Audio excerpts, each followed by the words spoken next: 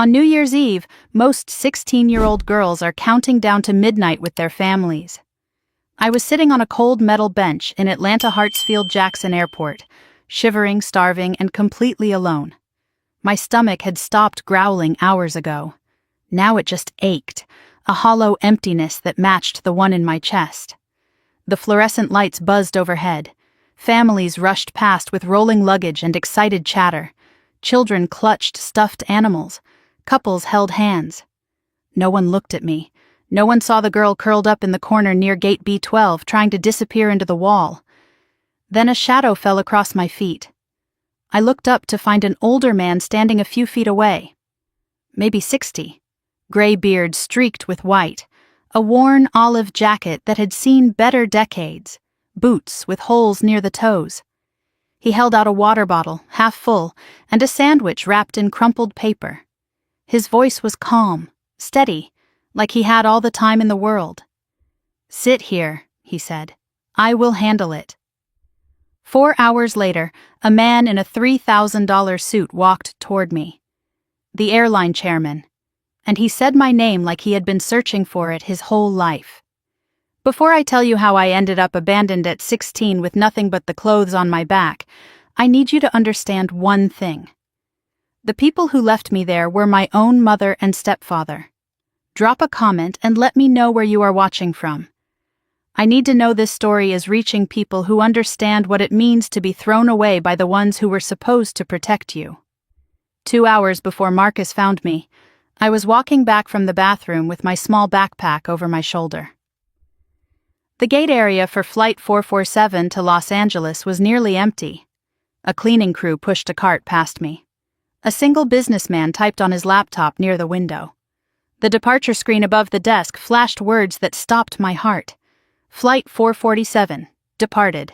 I ran to the counter. My legs felt like they belonged to someone else. The gate agent looked up with the practiced patience of someone who had delivered bad news 1,000 times. "My family," I said, and my voice cracked on the word. "They were just here. Linda and Robert Ashford. They had my boarding pass." She checked her computer, frowned, typed something. "Mom, they boarded 20 minutes ago. They told us you changed your mind, said you wanted to take a later flight." "I never said that. I was in the bathroom. They told me to wait." She shrugged, the kind of shrug that said this was not her problem. "I am sorry, the flight has departed." My hands shook as I searched my backpack. The side pocket where I kept my phone was empty. The front zipper where I kept my wallet also empty. I dumped everything onto a seat. Spare shirt, underwear, my journal, a toothbrush. Nothing else. No money, no identification, no phone. Everything of value was gone. I thought back. The phone was in my pocket on the flight to Atlanta. I had used the bathroom on the plane and left my backpack in my seat. My mother had walked back from first class to check on me during the flight. "Just making sure you are comfortable, sweetheart," she had said. That was when she took it. While I was gone for 3 minutes, my own mother. The realization crashed into me like a wave. They planned this. They made me go to the bathroom. They took my things. They left me here. They left me at an airport like I was luggage they did not want to carry. I found the customer service desk. The line stretched back with frustrated travelers, delayed flights, lost bags, missed connections. I waited 20 minutes, rehearsing what to say, hoping someone would help. When I reached the counter, the words tumbled out faster than I could control them. "I am 16.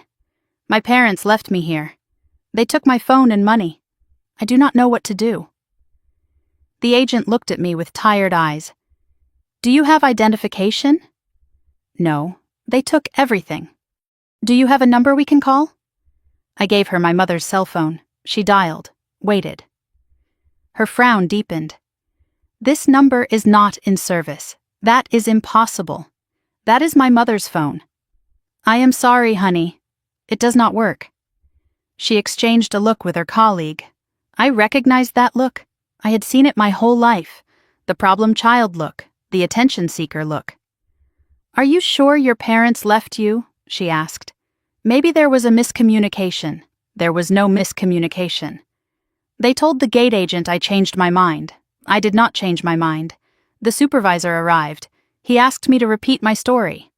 I did, my voice steadier now, anger replacing panic. He listened, took notes, made a phone call. When he hung up, his expression had hardened. "I contacted the flight," he said. "The passengers in seats 2A and 2B, Linda and Robert Ashford, confirmed that you chose to stay behind. They said you wanted to visit a friend in Atlanta." My stomach dropped. "That is a lie. I do not know anyone in Atlanta." His voice was flat. "They also mentioned you have a history of emotional difficulties." 2 airport security officers approached before I could respond. "Claire Mitchell?" the woman asked. "Yes." "Come with us, please." They took me to a small room off the main terminal. Fluorescent lights, plastic chairs, a one-way mirror. They asked questions like, I was a suspect, not a victim. "Why are you traveling alone? Did you run away from home? Are you trying to cause trouble for your parents?" I told the truth. I could see they did not believe me. The male officer checked his tablet and something shifted in his expression. "You are flagged in our system, Claire. What does that mean?" He did not answer directly. "Your stepfather filed a report with TSA 3 days ago. Said you might try to travel alone. Said you have a history of running away and making false accusations." My blood ran cold. Robert had planned this before we even left Connecticut. He set me up so no one would believe me. They released me an hour later. "No grounds to hold me," they said. But they also could not help me. "We are not social services." The traveler's aid desk was closed, would not open until 8 in the morning. The clock on the wall read 7:47 in the evening. I found a corner near gate B12, away from the crowds, partially hidden by a pillar. I slid down the wall and sat on the cold floor.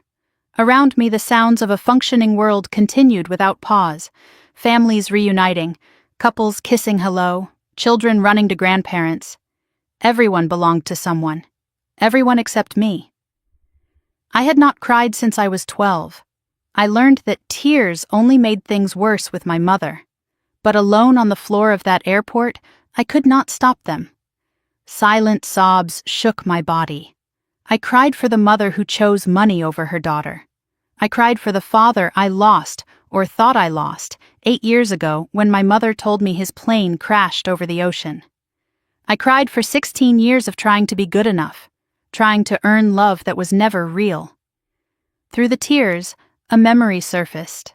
My father's voice reading, "Good night, moon. Good night, stars. Good night, air.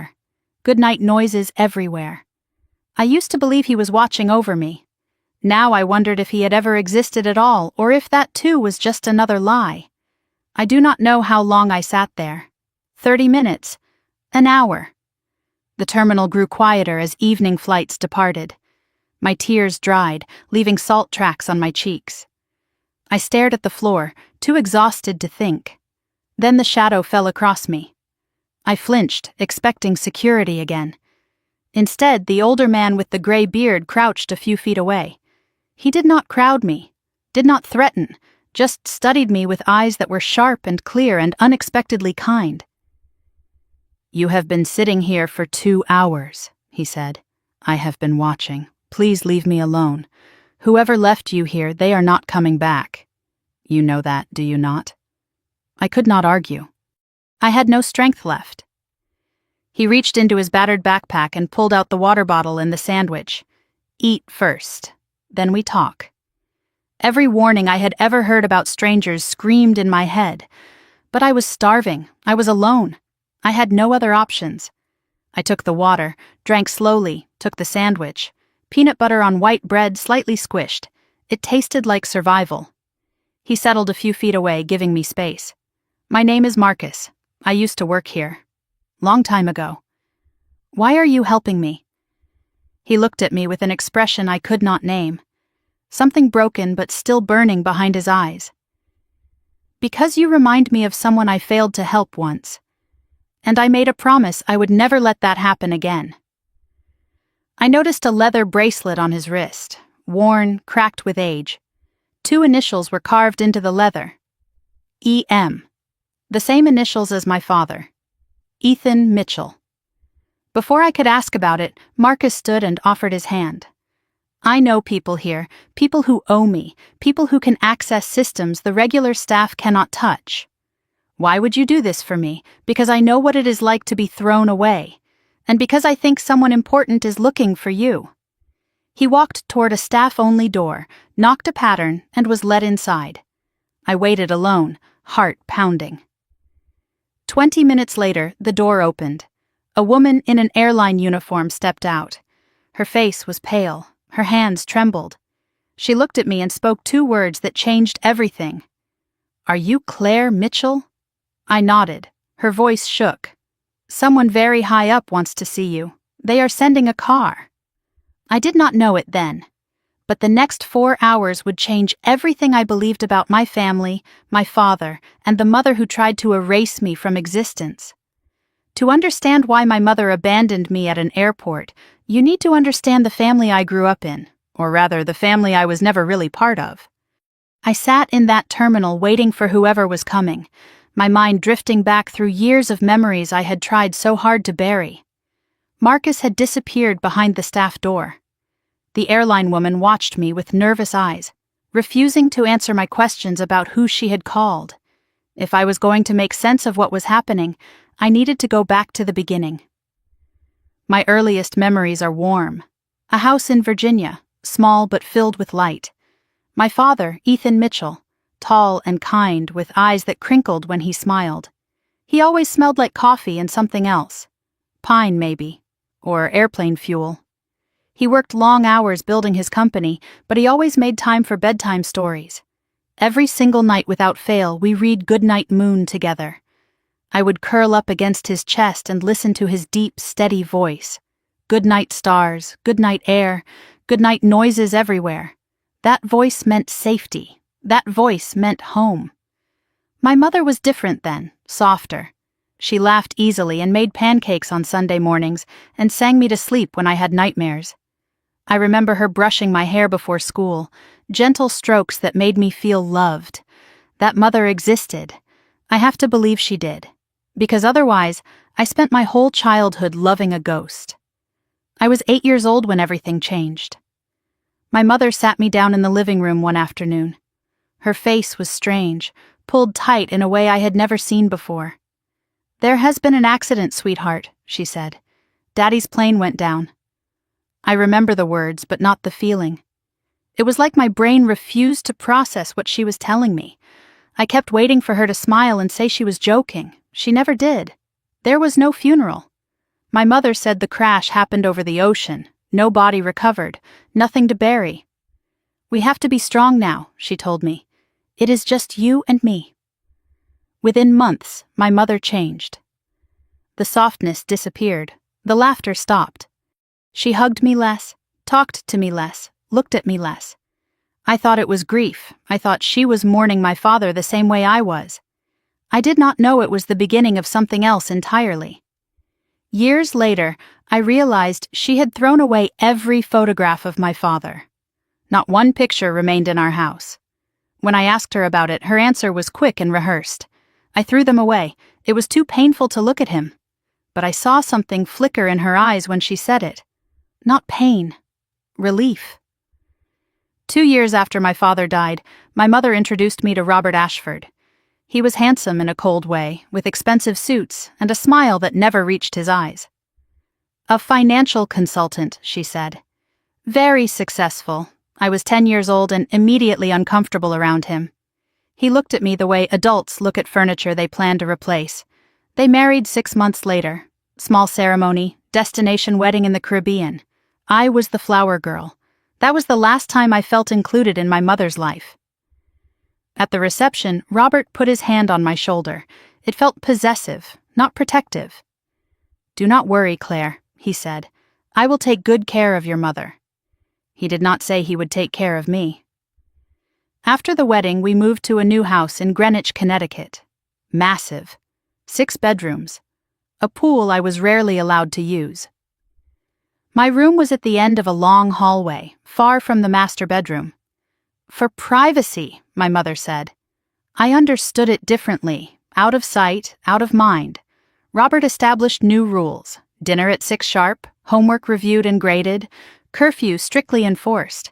But the rules only applied to me. My mother started deferring to Robert on everything, including decisions about her own daughter. Ask Robert became her answer to every question. Robert never raised his voice, never hit me, never threatened me directly, but I learned to read the silences. When Robert went quiet at dinner, something bad always followed. A canceled trip. A confiscated phone. An accusation I could not defend against. The quieter he became, the more dangerous he was. By the time I was 12, I understood my place. I was tolerated, not wanted. Family dinners happened where my mother and Robert discussed vacations I was not invited to, birthday parties with Robert's business associates where I was sent to my room. "Claire has homework," my mother would say. "Claire is not feeling well. Claire prefers to be alone." Lies told so often they became the official story. Robert started calling me difficult.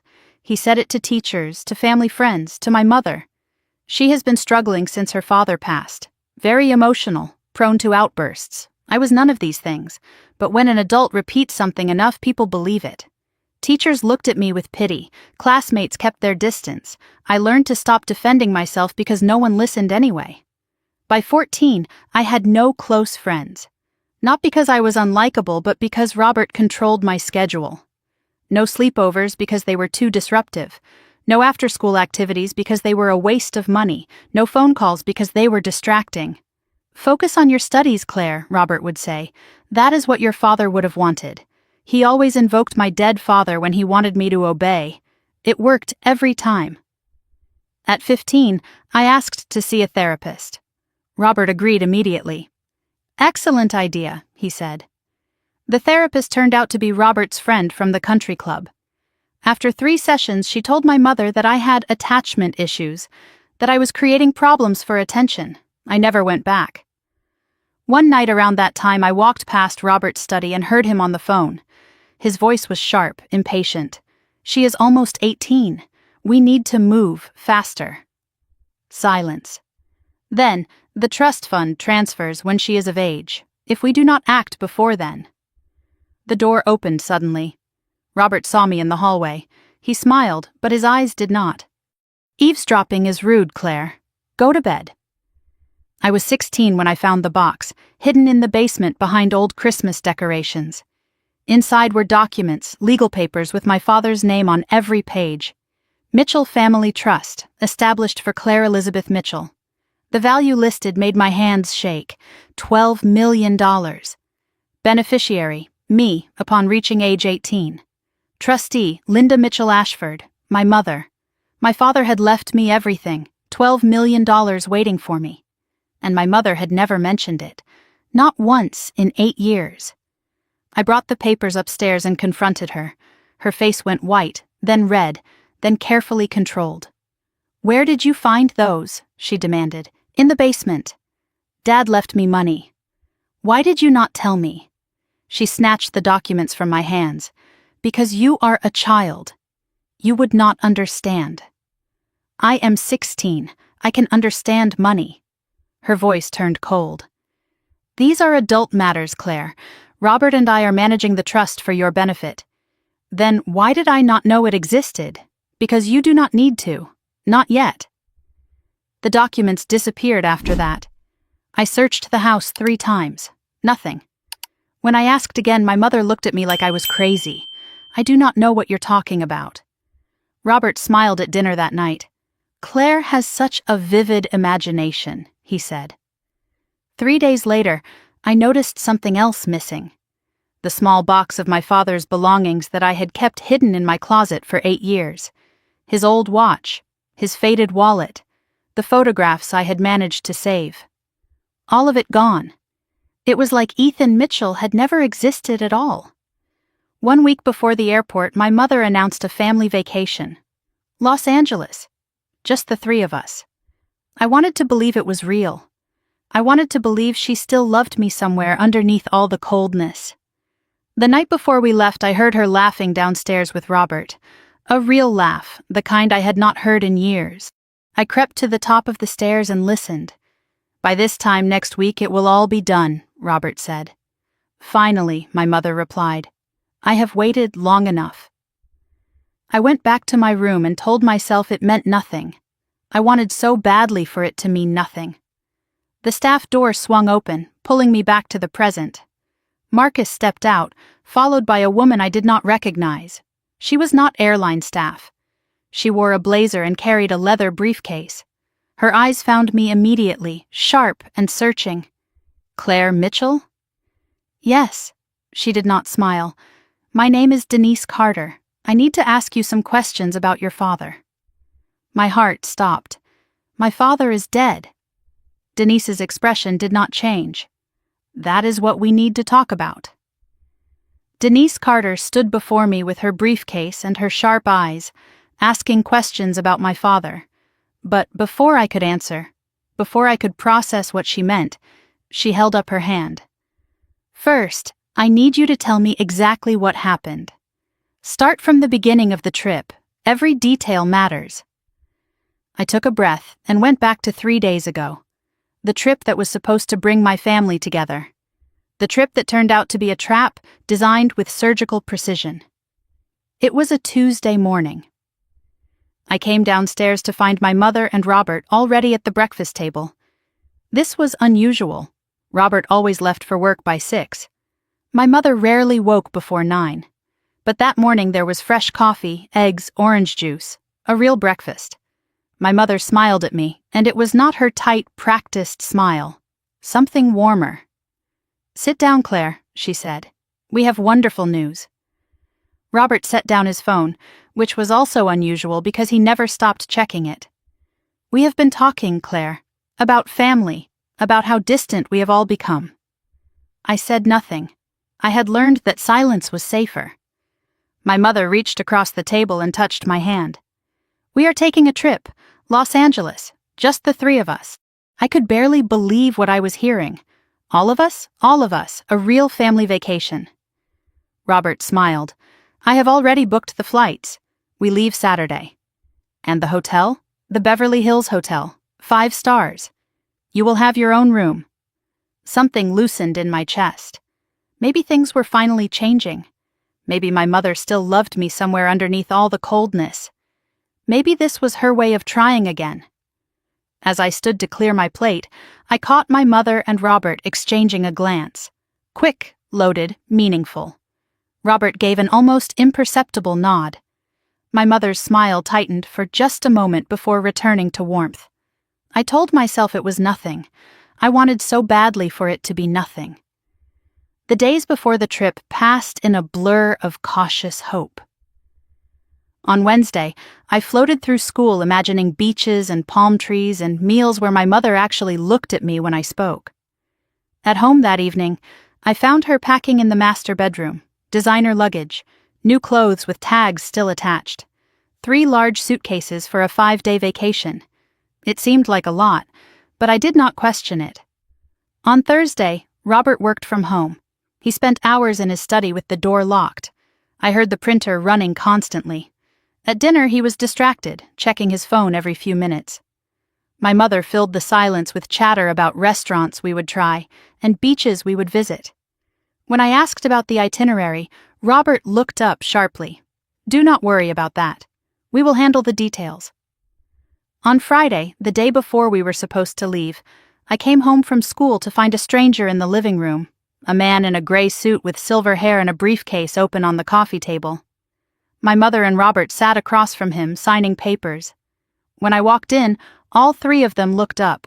The stranger closed his briefcase quickly. Robert stood. Claire, you are home early. Who is this? My mother's voice was smooth. Just our accountant. Tax season. Boring adult stuff. The stranger left without introducing himself.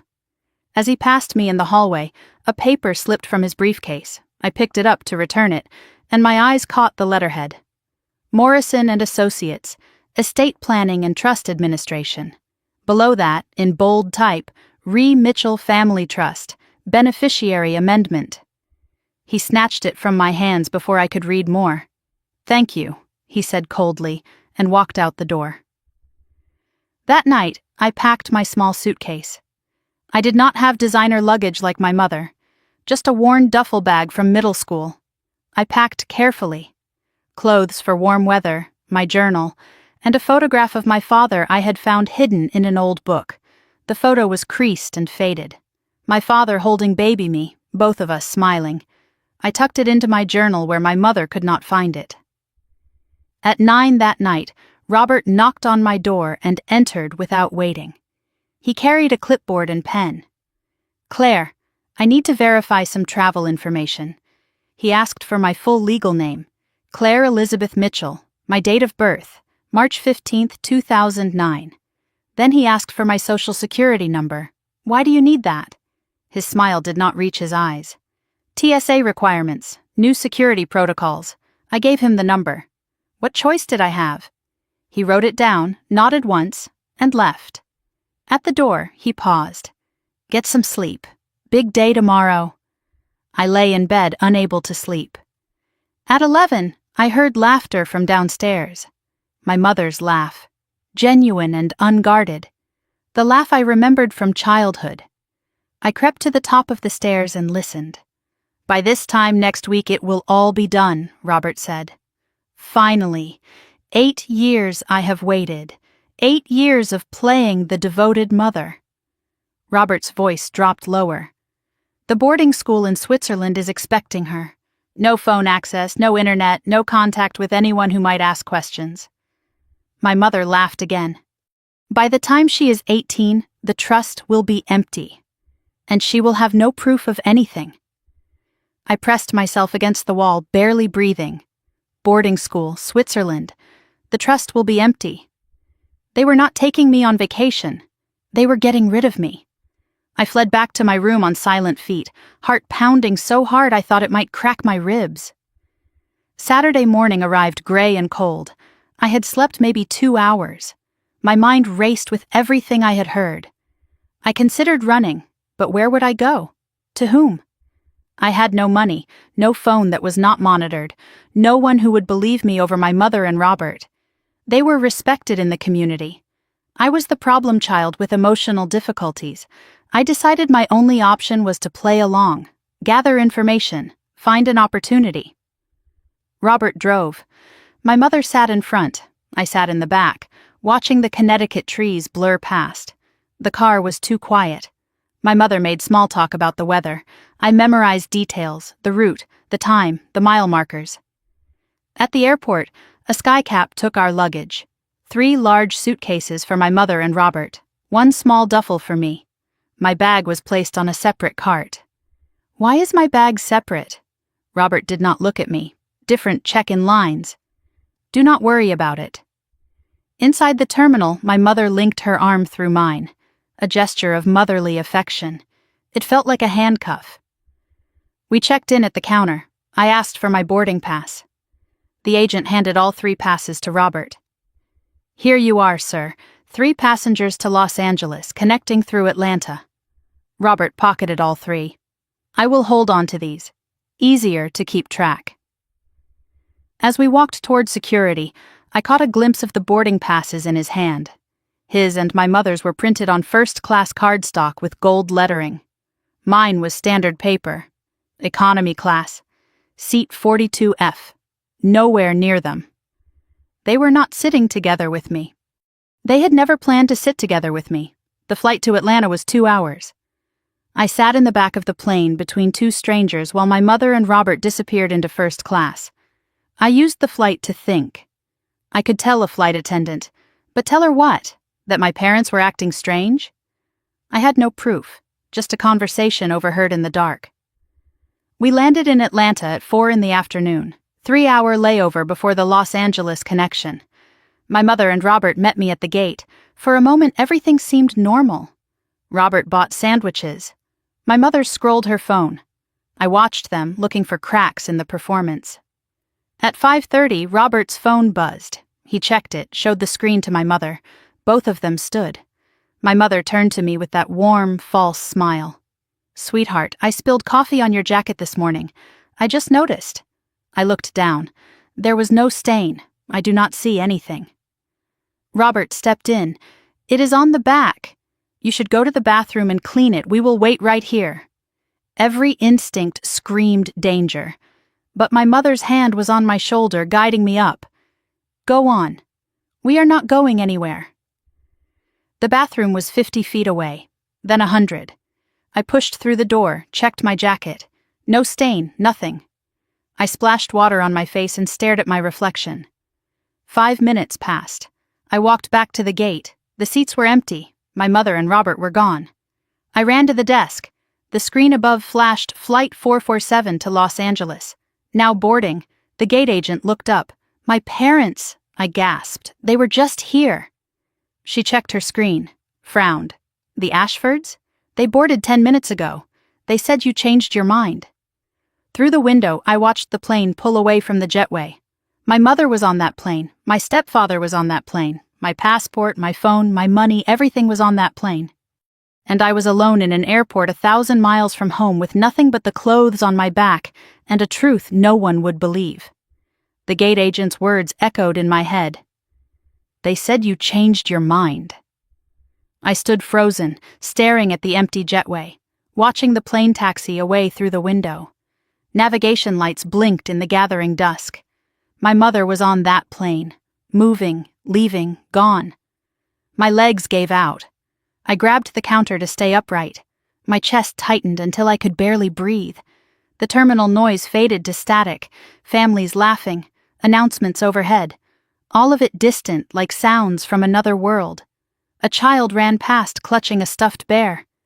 I watched him find his mother's hand. Such a simple thing, a child holding a parent's hand. It broke something inside me. Please, I said to the gate agent. My voice cracked. There has been a mistake. They would not leave me. Her expression shifted.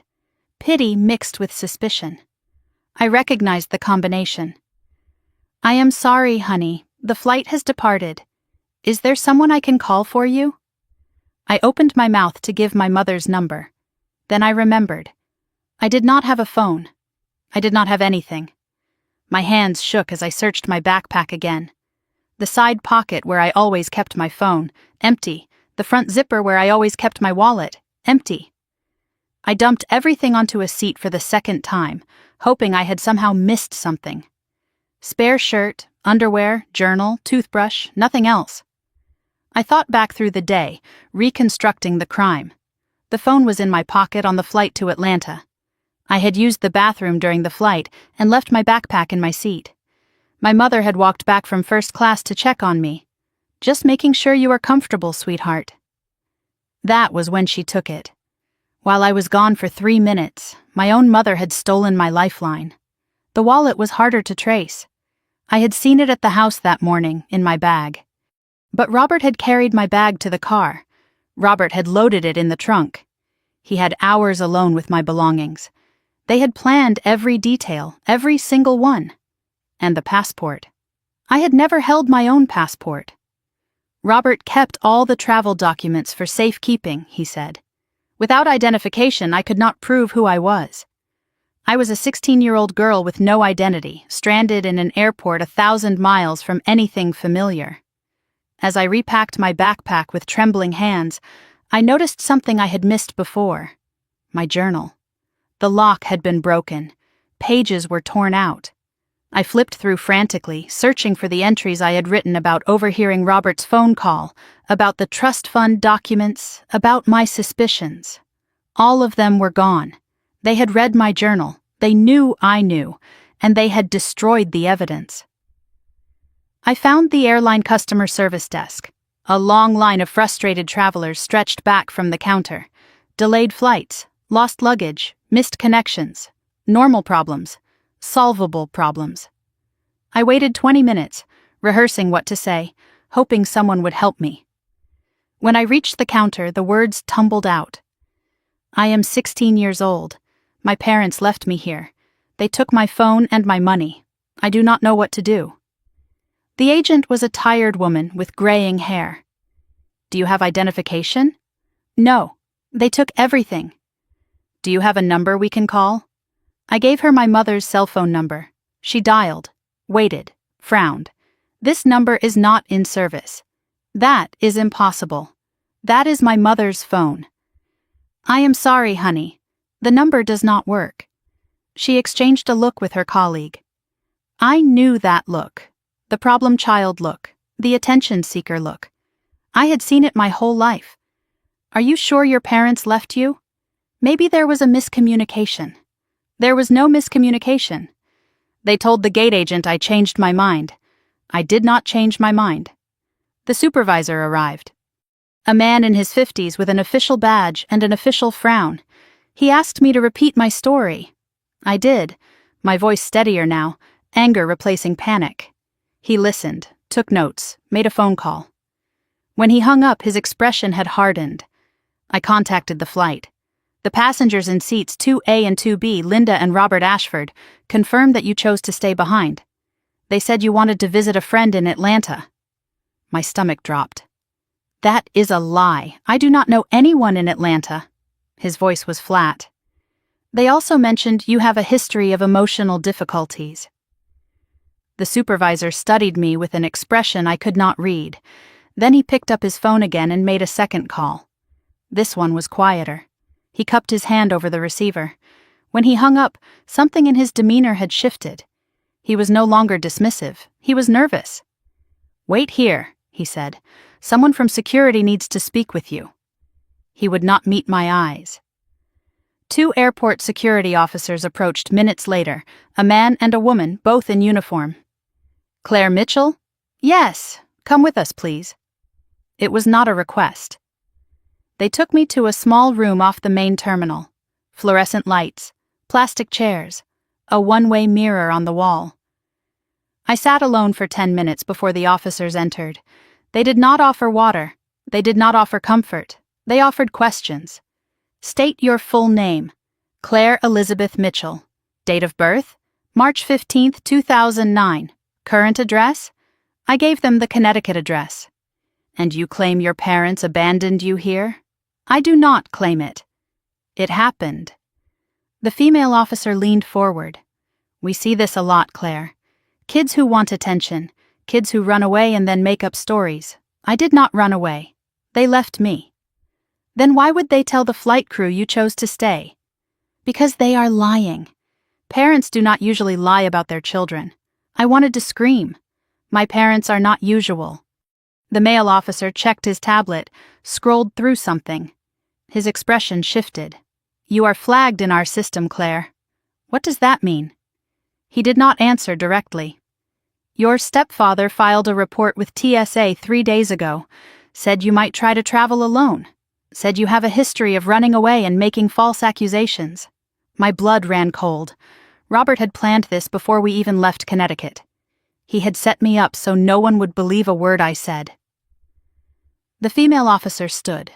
Her chair scraped against the floor. If you cannot verify your identity and we cannot reach a guardian, we are required to contact Child Protective Services. You will be placed in emergency custody until we sort this out. How long will that take? Her face showed no sympathy. Could be days, could be weeks, depends on how cooperative you are. After an hour, the officers conferred outside the room. I watched through the glass as they argued. The female officer shook her head. The male officer made another phone call. When they returned, their tone had changed. Not friendly, but less hostile. We are releasing you into the terminal. What about CPS? We do not have grounds to hold you. You have not committed a crime. And my parents? That is a civil matter, not our jurisdiction. The male officer handed me a card. If you are telling the truth, go to the police station in the city. File a report. How? I have no money for a cab. No phone to call anyone. He shrugged. Not our problem. We deal with airport security, not family disputes. They escorted me to the door and left me in the terminal. Alone again. No closer to help than before. I walked toward baggage claim on autopilot. Someone had mentioned a traveler's aid desk. I found it near the exit. Closed. A sign said, back at 8 a.m. The clock on the wall read 7:47 in the evening, 12 hours until anyone could help me. I found a corner near gate B12, away from the crowds, partially hidden by a pillar. I slid down the wall and sat on the cold floor. Around me, the sounds of a functioning world continued without pause. Families reuniting, couples kissing hello, children running to grandparents. Everyone belonged to someone. Everyone except me. I had not cried since I was 12. I learned young that tears only made things worse. My mother used them against me. Robert called them manipulation. So I stopped. I built walls. I held everything inside. But alone on the floor of that airport, I could not stop the tears. Silent sobs shook my body until I had nothing left. I cried for the mother who chose money over her daughter. I cried for the father I lost 8 years ago, or thought I lost, when my mother told me his plane crashed. I cried for 16 years of trying to be good enough, trying to earn love that was never real. I closed my eyes and saw my mother's face. Not the cold mask of the past 6 years, but the warm smile from before. The mother who made pancakes on Sunday mornings. The mother who sang me to sleep. That mother was gone. Maybe she had never existed. Maybe love was just another word for waiting to be betrayed. I do not know how long I sat there. My tears dried. The terminal grew quieter.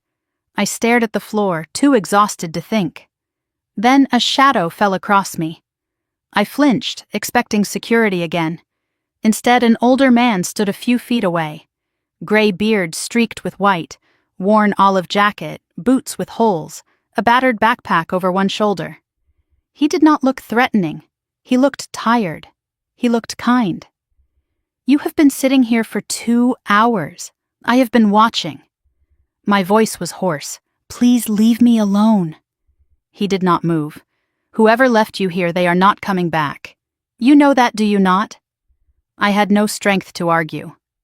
He reached into his backpack and pulled out a water bottle and a sandwich. "Eat first, then we talk." I looked at the food, then at the stranger.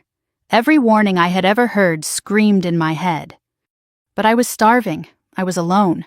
I had no other options. I took the water. I took the sandwich. The man settled a few feet away, giving me space. "My name is Marcus, and I think I know who you are." My hand froze halfway to my mouth. "How could you possibly know who I am?" He looked at me with eyes that held something like grief. "Because I have been waiting for you. I just did not know it until tonight." I held the water bottle Marcus gave me with trembling hands. I had not eaten since a granola bar 14 hours ago. The sandwich was peanut butter on white bread, slightly crushed, nothing special. It tasted like survival. While I ate, I studied the man who had appeared out of nowhere to help me. His gray beard was neatly trimmed despite his circumstances. His eyes were sharp and clear, not the glazed look I expected from someone living on the streets. His clothes were worn but clean. The olive jacket had patches at the elbows. His boots had been resoled more than once. Everything about him suggested someone who once had structure, discipline, purpose. He sat a respectful distance away, not crowding my space. Patient. Watchful. Like he had done this before. I swallowed a bite of sandwich and wiped my mouth. "You said you know who I am." "Explain." Marcus did not answer immediately. He looked at me, really looked, like he was searching for something in my face. "You have his eyes," he said quietly. "I noticed it the moment you walked past me 4 hours ago." "Whose eyes?" His voice dropped. "Finish eating. Then I will tell you everything I know." I finished the sandwich, drank half the water. My strength returned slowly. Enough to think, enough to assess. "Why should I trust you? I do not know anything about you." "Fair," Marcus said. "Let me fix that." He shifted against the pillar, settling in. 15 years ago, I was lead maintenance supervisor for Sky Atlantic Airlines, right here at Hartsfield-Jackson. I recognized the name. Sky Atlantic was one of the largest carriers in the country. "I had a team of 40, Marcus continued. "We kept planes in the air. Good job, good pay, good life. What happened?" His jaw tightened. "I got in the way of some powerful people. People who wanted to cut corners on safety inspections. I refused to sign off on planes that were not ready to fly. They set you up, made it look like I falsified maintenance records. I was fired, blacklisted, prosecuted. He paused. I spent 8 months in federal prison for something I did not do. By the time I got out, I had nothing. No job, no savings, no family willing to look at me. Were you guilty? His laugh was bitter. I have been living in and around this airport for 10 years. It is the only home I have left. I heard the resignation in his voice, but also something else, a wound that had never healed. But here is the thing, Claire. The man who tried to destroy me, the one who ordered the cover-up, he lost too. A year after I went to prison, his plane went down over the Atlantic. My heart stuttered. What was his name? Marcus looked at me with something like sorrow. His name was Ethan Mitchell, your father. My world tilted. My father had been Marcus's enemy, the man responsible for sending him to prison? I opened my mouth to speak, but Marcus held up a hand. Wait, that is not the whole story, not even close. I hated Ethan Mitchell for years, Marcus said. Blamed him for everything. But after I got out, after I had nothing but time, I started digging. Digging into what? The accident, the cover-up, the evidence that sent me to prison. He reached into his jacket and pulled out a worn photograph. This is from the company Christmas party, 2 months before everything went wrong. I took the photo with shaking hands. A group of men in suits, champagne glasses raised. In the center stood my father, younger, smiling. Beside him was a woman I recognized immediately, my mother in a red dress. And on my father's other side, a man with cold eyes and a politician's smile. Who is that? Marcus's voice was flat. Robert Ashford. He was the CFO of Sky Atlantic, and he was the one who actually ordered the safety shortcuts. Your father found out. He was going to report it to the FAA. Robert could not let that happen, I said slowly, piecing it together. So he framed me to discredit any investigation. And when that was not enough... Marcus paused, his voice cracking. The plane crash that killed your father? It was not an accident, Claire. Robert arranged it, and your mother helped him. I stared at the photograph, my vision blurring. Then I noticed something on Marcus's wrist. A leather bracelet, cracked and faded with age. 2 initials were carved into the leather. E.M. Where did you get that? I whispered. Marcus touched the bracelet like a prayer. Your father gave it to me. The day before he died. He said if anything happened to him, I should find his daughter someday and tell her the truth. The terminal spun around me. My mother, a murderer? Robert, an assassin in a business suit? No, that is insane. My father died in a plane crash. It was an accident. That is what they wanted everyone to believe. You have no proof. Marcus's eyes were steady. I have enough to know I am right, but you are correct.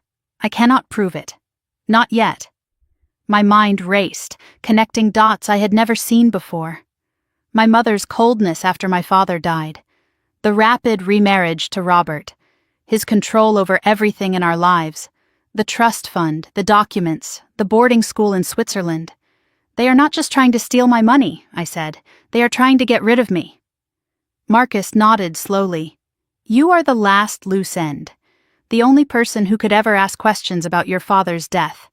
About where his money really went. What do? I am 16. I have nothing. No one believes me. Marcus stood and offered his hand. Not no one. I believe you.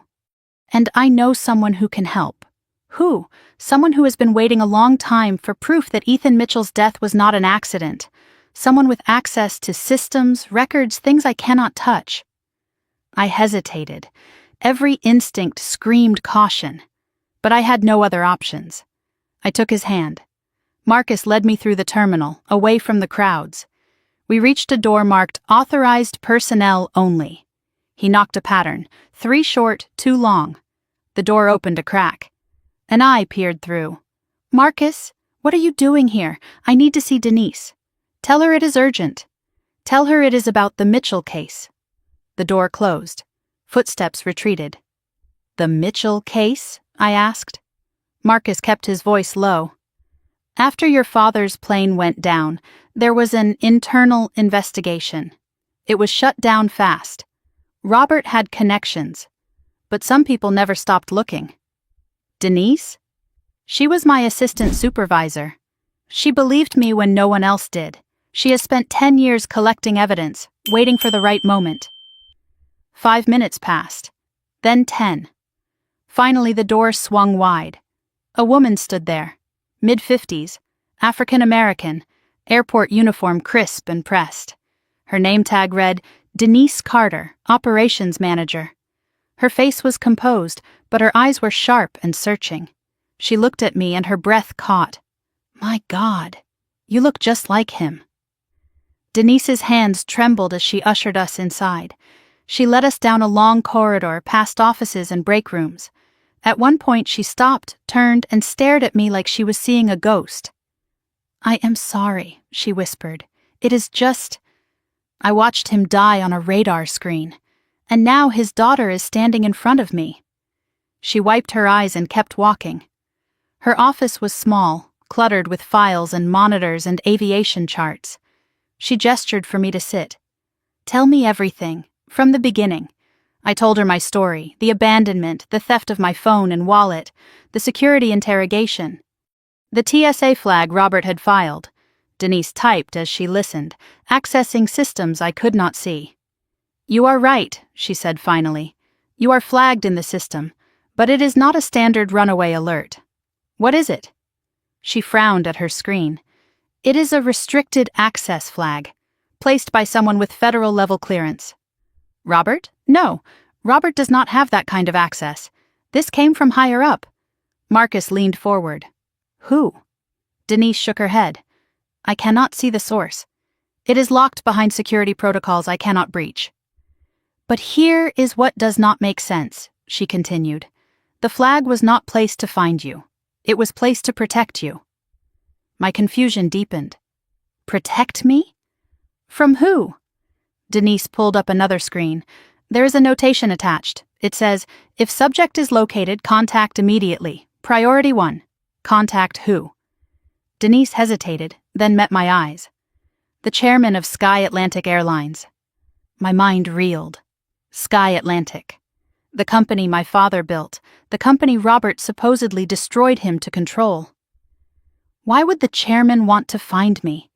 Because the current chairman is not Robert Ashford.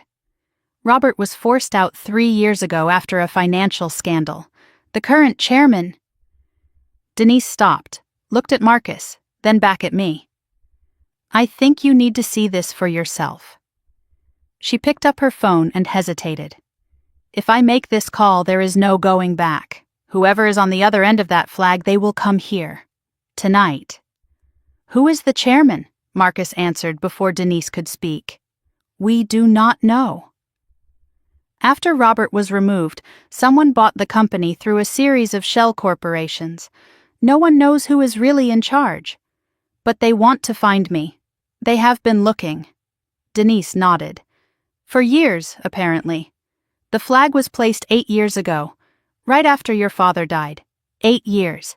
Someone had been searching for me for 8 years, since the moment my father's plane went down. Make the call. Denise dialed. Spoke in low tones. I caught fragments. Mitchell. Yes, she is here. I understand. Yes, sir. She hung up. Her face was pale. What did they say? Her voice shook. Someone is coming. They are sending a car from the private terminal. They said to tell you not to be afraid. They said to tell you that you are safe now. Marcus gripped my shoulder. Who is coming, Denise? She looked at me with an expression caught between fear and wonder. The chairman himself. He will be here within the hour. Who is he? Denise took a breath. I do not know his name, but he asked me to give you a message. He said to tell you that Goodnight Moon was always his favorite too. The words hit me like a physical blow. Goodnight Moon, our book. My father's voice in the dark, reading me to sleep. No one knew about that. No one except him. I sat in that cramped office surrounded by strangers, and for the first time in 8 years, I let myself believe the impossible. Maybe my father was not dead after all. Two men in suits arrived at Denise's office within minutes. Airline security, but different from the officers who had interrogated me earlier. These men were professional, deferential. They addressed me as Miss Mitchell. "Please come with us," the taller one said. "You will be more comfortable in the executive lounge." I looked at Marcus. He nodded. "I will be right behind you." We moved through corridors I never knew existed, past baggage handling areas, maintenance bays, staff break rooms. The airport had a whole world behind its public face. Finally, we reached a set of double doors with the Sky Atlantic logo embossed in gold. The sign read, "Executive Lounge, invitation only." Inside was another world. Leather couches, mahogany tables, crystal decanters catching the light. A world away from the cold metal bench where I had sat crying just 2 hours before. Staff members in crisp uniforms moved with purpose, setting out water, adjusting lights. Everyone glanced at me with barely concealed curiosity. I felt like an exhibit, a specimen under glass. Marcus settled into a chair nearby, watching the door. I sank into a leather couch and waited for whoever was coming. Minutes passed. I counted them on the wall clock. My leg bounced. My fingers twisted the hem of my shirt. Questions piled up faster than I could process. Who was the chairman? Was he really my father? Why did he wait 8 years? What if it was a trap? What if Robert and my mother had connections I did not know about? "Marcus," I said. "Who did Denise call?" "Really?" He did not look at me. His fingers touched the leather bracelet on his wrist. "Someone who has been looking for you for a very long time. That is not an answer. It is the only one I can give you right now." Some things need to be seen, not explained. I wanted to scream with frustration. Instead, I watched the door and waited. Staff members came and went, whispered conversations, nervous glances. One woman made 3 phone calls in rapid succession. A man in a pilot's uniform entered, spoke to security, and left quickly. Something was happening, something big. I caught fragments of conversation. "Private jet, ETA 20 minutes, clear the hangar." A young staff member approached me with a tray of refreshments. Maybe early 20s, blonde ponytail. Her hands shook so badly the glasses rattled. "Miss Mitchell," she whispered. "I just wanted to say, we have all heard about you. Everyone here, he never stopped talking about you, never stopped looking." Before I could respond, a supervisor called the girl away sharply. She scurried off without another word. The lounge doors opened. A man entered. Mid-60s, silver hair, wire-rimmed glasses, leather briefcase. His suit cost more than my entire wardrobe.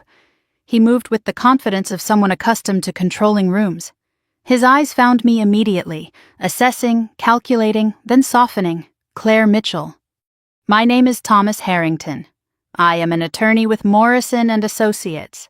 My stomach clenched. Morrison and Associates. The letterhead I had seen on the estate documents at my house. I know that name. "You are my mother's lawyer." Thomas shook his head. "I was your mother's lawyer. Briefly, 8 years ago, before I understood what she really was." He sat across from me, briefcase on the table between us. "I have been searching for you for 2 years at the request of my current client.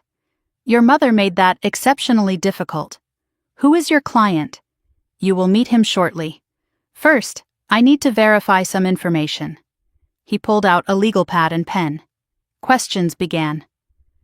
"When did your mother tell you your father had died? What exactly did she say about the circumstances? Did you ever see a death certificate? A grave? Any official documentation?" I answered each question, and each answer pulled at threads I had never examined. I realized I had never seen proof. I had simply believed because my mother told me. Thomas paused, studying me. "Claire, did your mother ever explain why there was no funeral, no memorial service, no grave for you to visit?" My mouth went dry. I had asked once, years ago. My mother's answer came back to me now. The ocean does not give back what it takes. But Thomas was shaking his head slowly. "There was no crash over the Atlantic, Claire. The plane went down over Lake Michigan, and the pilot's body was recovered within a week. Thomas opened his briefcase and removed a thick folder. Your father was a careful man. Before his accident, he established a trust fund in your name. I know. I found documents about it. $12 million. His eyebrows rose. You found them? Where? In our basement. My mother took them before I could read everything. That explains a great deal. He spread papers across the table. The Mitchell Family Trust was established with $12 million when you were 3 years old. It was designed to transfer to your full control on your 18th birthday. Your mother as trustee has made withdrawals. Significant ones. He showed me a ledger. Numbers blurred together. $4.2 million over the past 8 years. Supposedly for your education, medical care, and living expenses.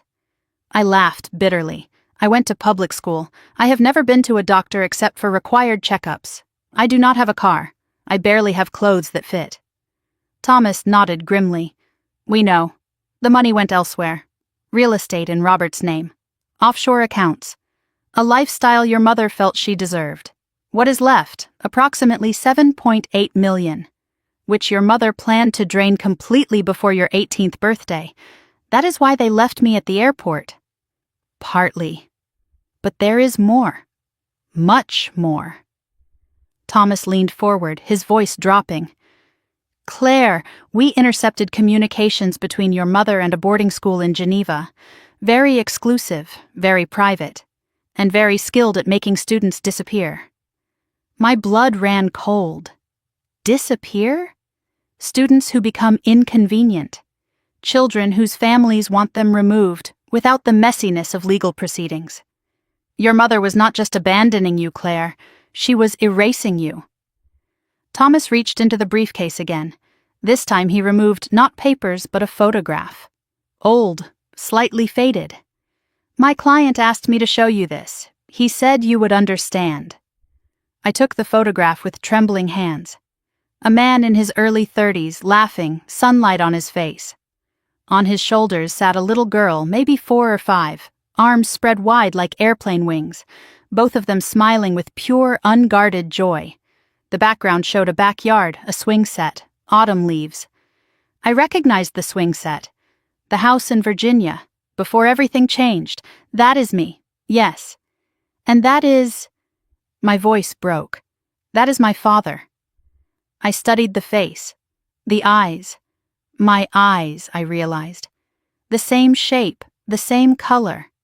Marcus had said it. Now I saw it. I do not remember this day.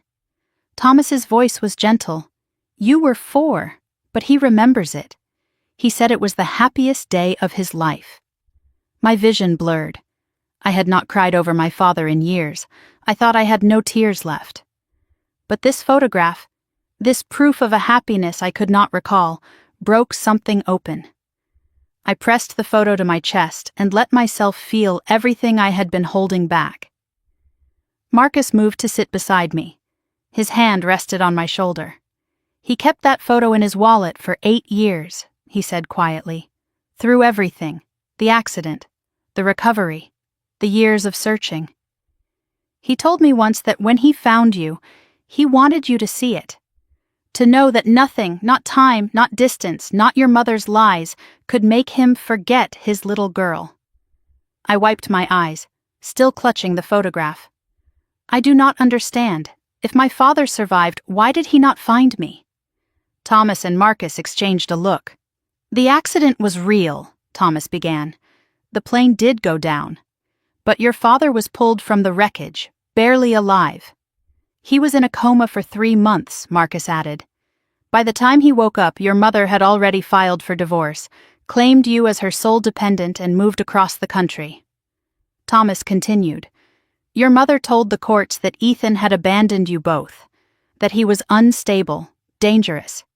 She produced documents, forged we now know, suggesting a history of violence. There was a restraining order, Marcus said. If he came within 500 feet of you or your mother, he would have been arrested.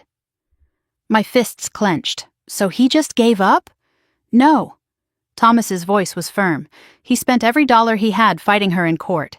She changed your names, your addresses, your schools. Every time we got close, she ran again. 8 years, Marcus said.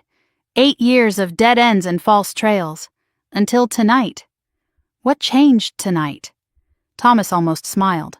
Your mother made a mistake. She used a traceable credit card at the Atlanta airport, and your name triggered a flag we placed in the airline system years ago. The flag Denise found. Yes, a flag your father insisted on placing in every airport in America, just in case. A phone buzzed. Thomas checked it. His expression sharpened. He is here. He is walking from the private terminal now. My heart hammered against my ribs. 8 years. 8 years of believing my father was dead. 8 years of wondering why no one loved me. And now he was walking down a corridor, about to see me for the first time since I was 8 years old.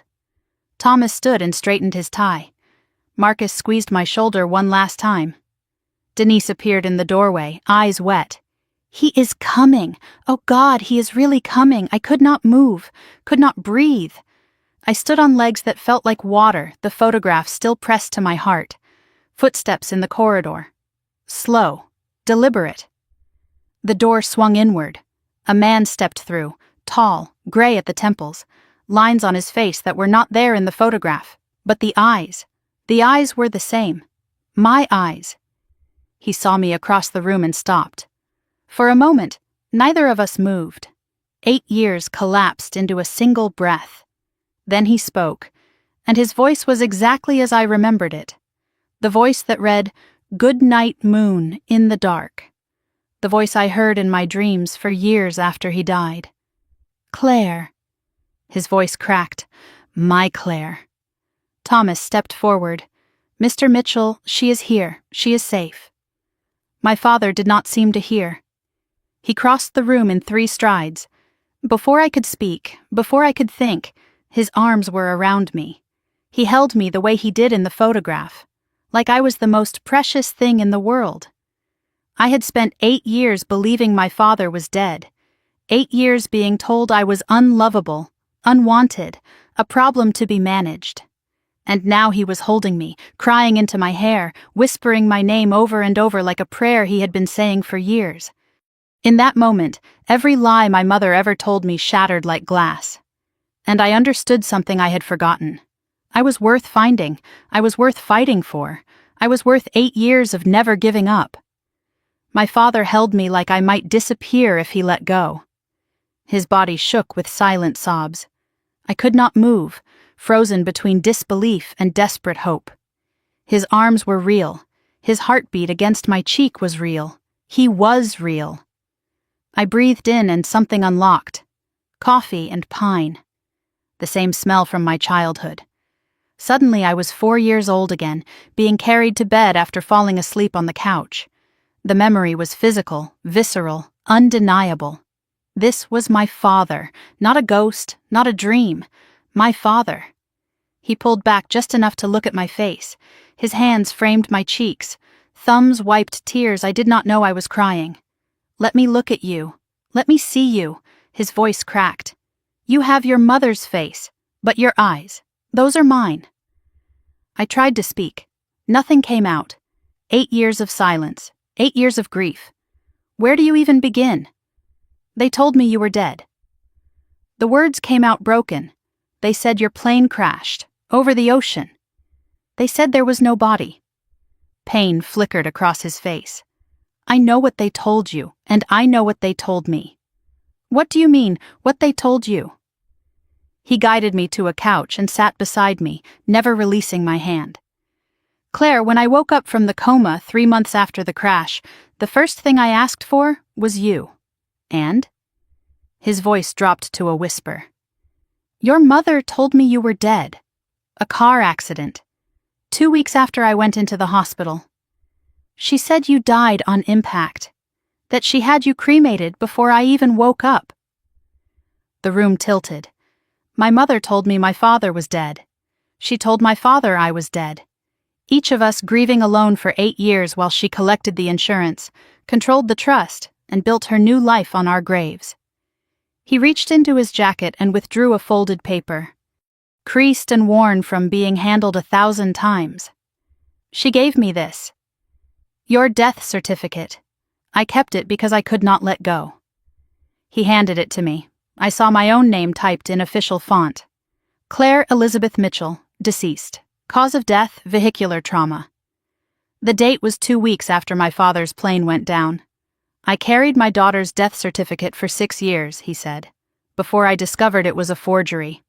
Tell me about the plane. What really happened? He took a breath.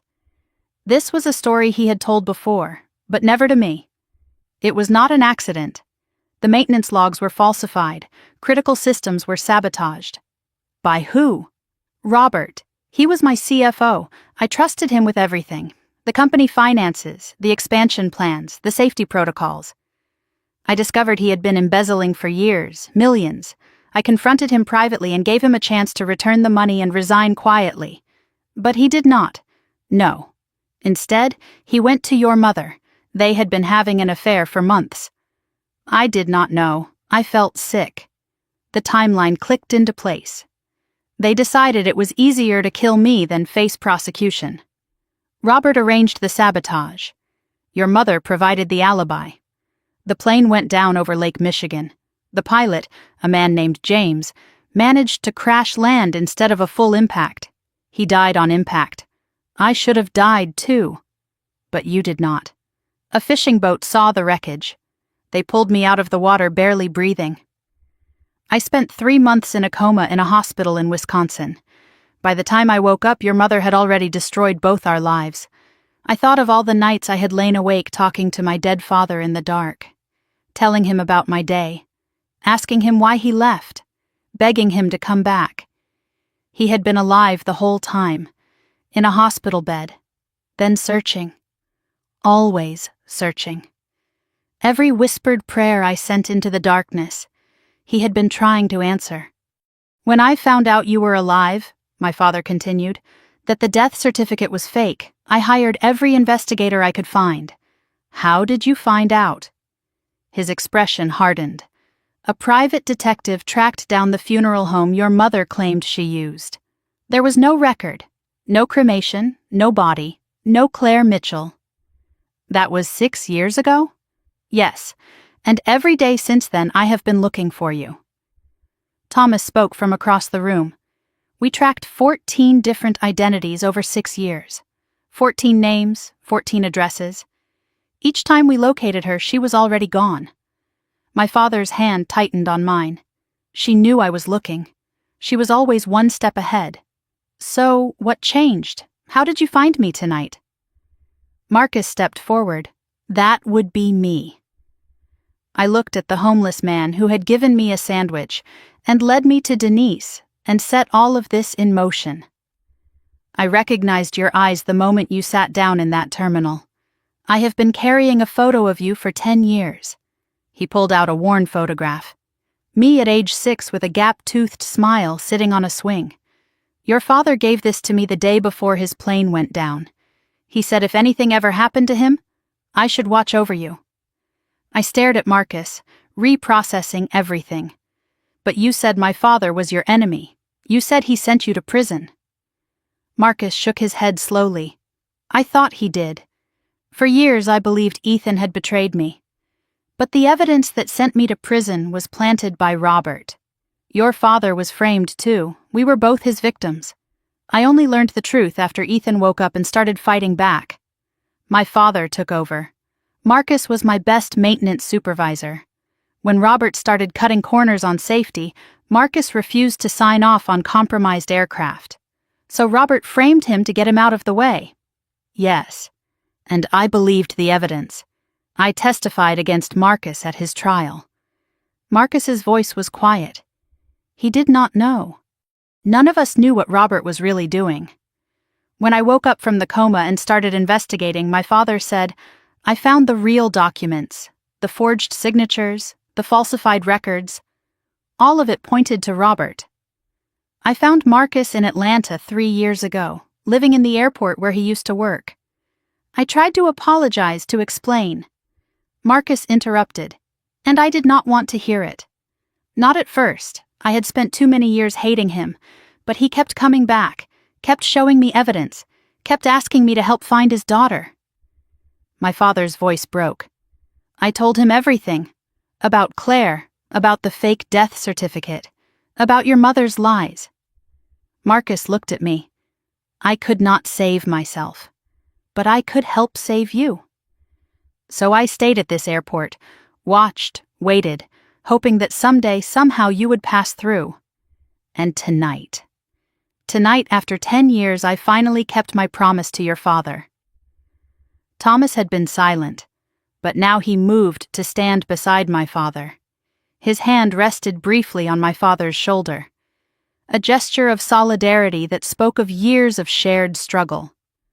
What they are not telling you, Claire, is that your father sold everything to fund the search. The house, the cars, his stake in 3 companies. He rebuilt Sky Atlantic from scratch just to have the resources to keep looking. My father shook his head. None of it mattered. Only you. My mind raced. So tonight, leaving me at the airport, what was the point? They already had the money, Thomas answered. Not all of it. The trust fund structure requires your signature on certain documents once you turn 18.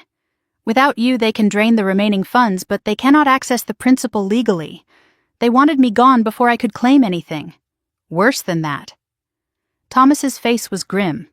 We have evidence they were planning to send you to a facility in Geneva, a place that specializes in making inconvenient children disappear permanently. My father's jaw was set. They were not just abandoning you, Claire. They were trying to erase you, the same way they tried to erase me, but they failed. Yes, because of Marcus, because of Denise, because of 8 years of never giving up. I looked at my father, this man I thought was dead. This man who had spent nearly a decade searching for a daughter he was told had died. What do we do now? His eyes hardened. Now we finish this. Together. How?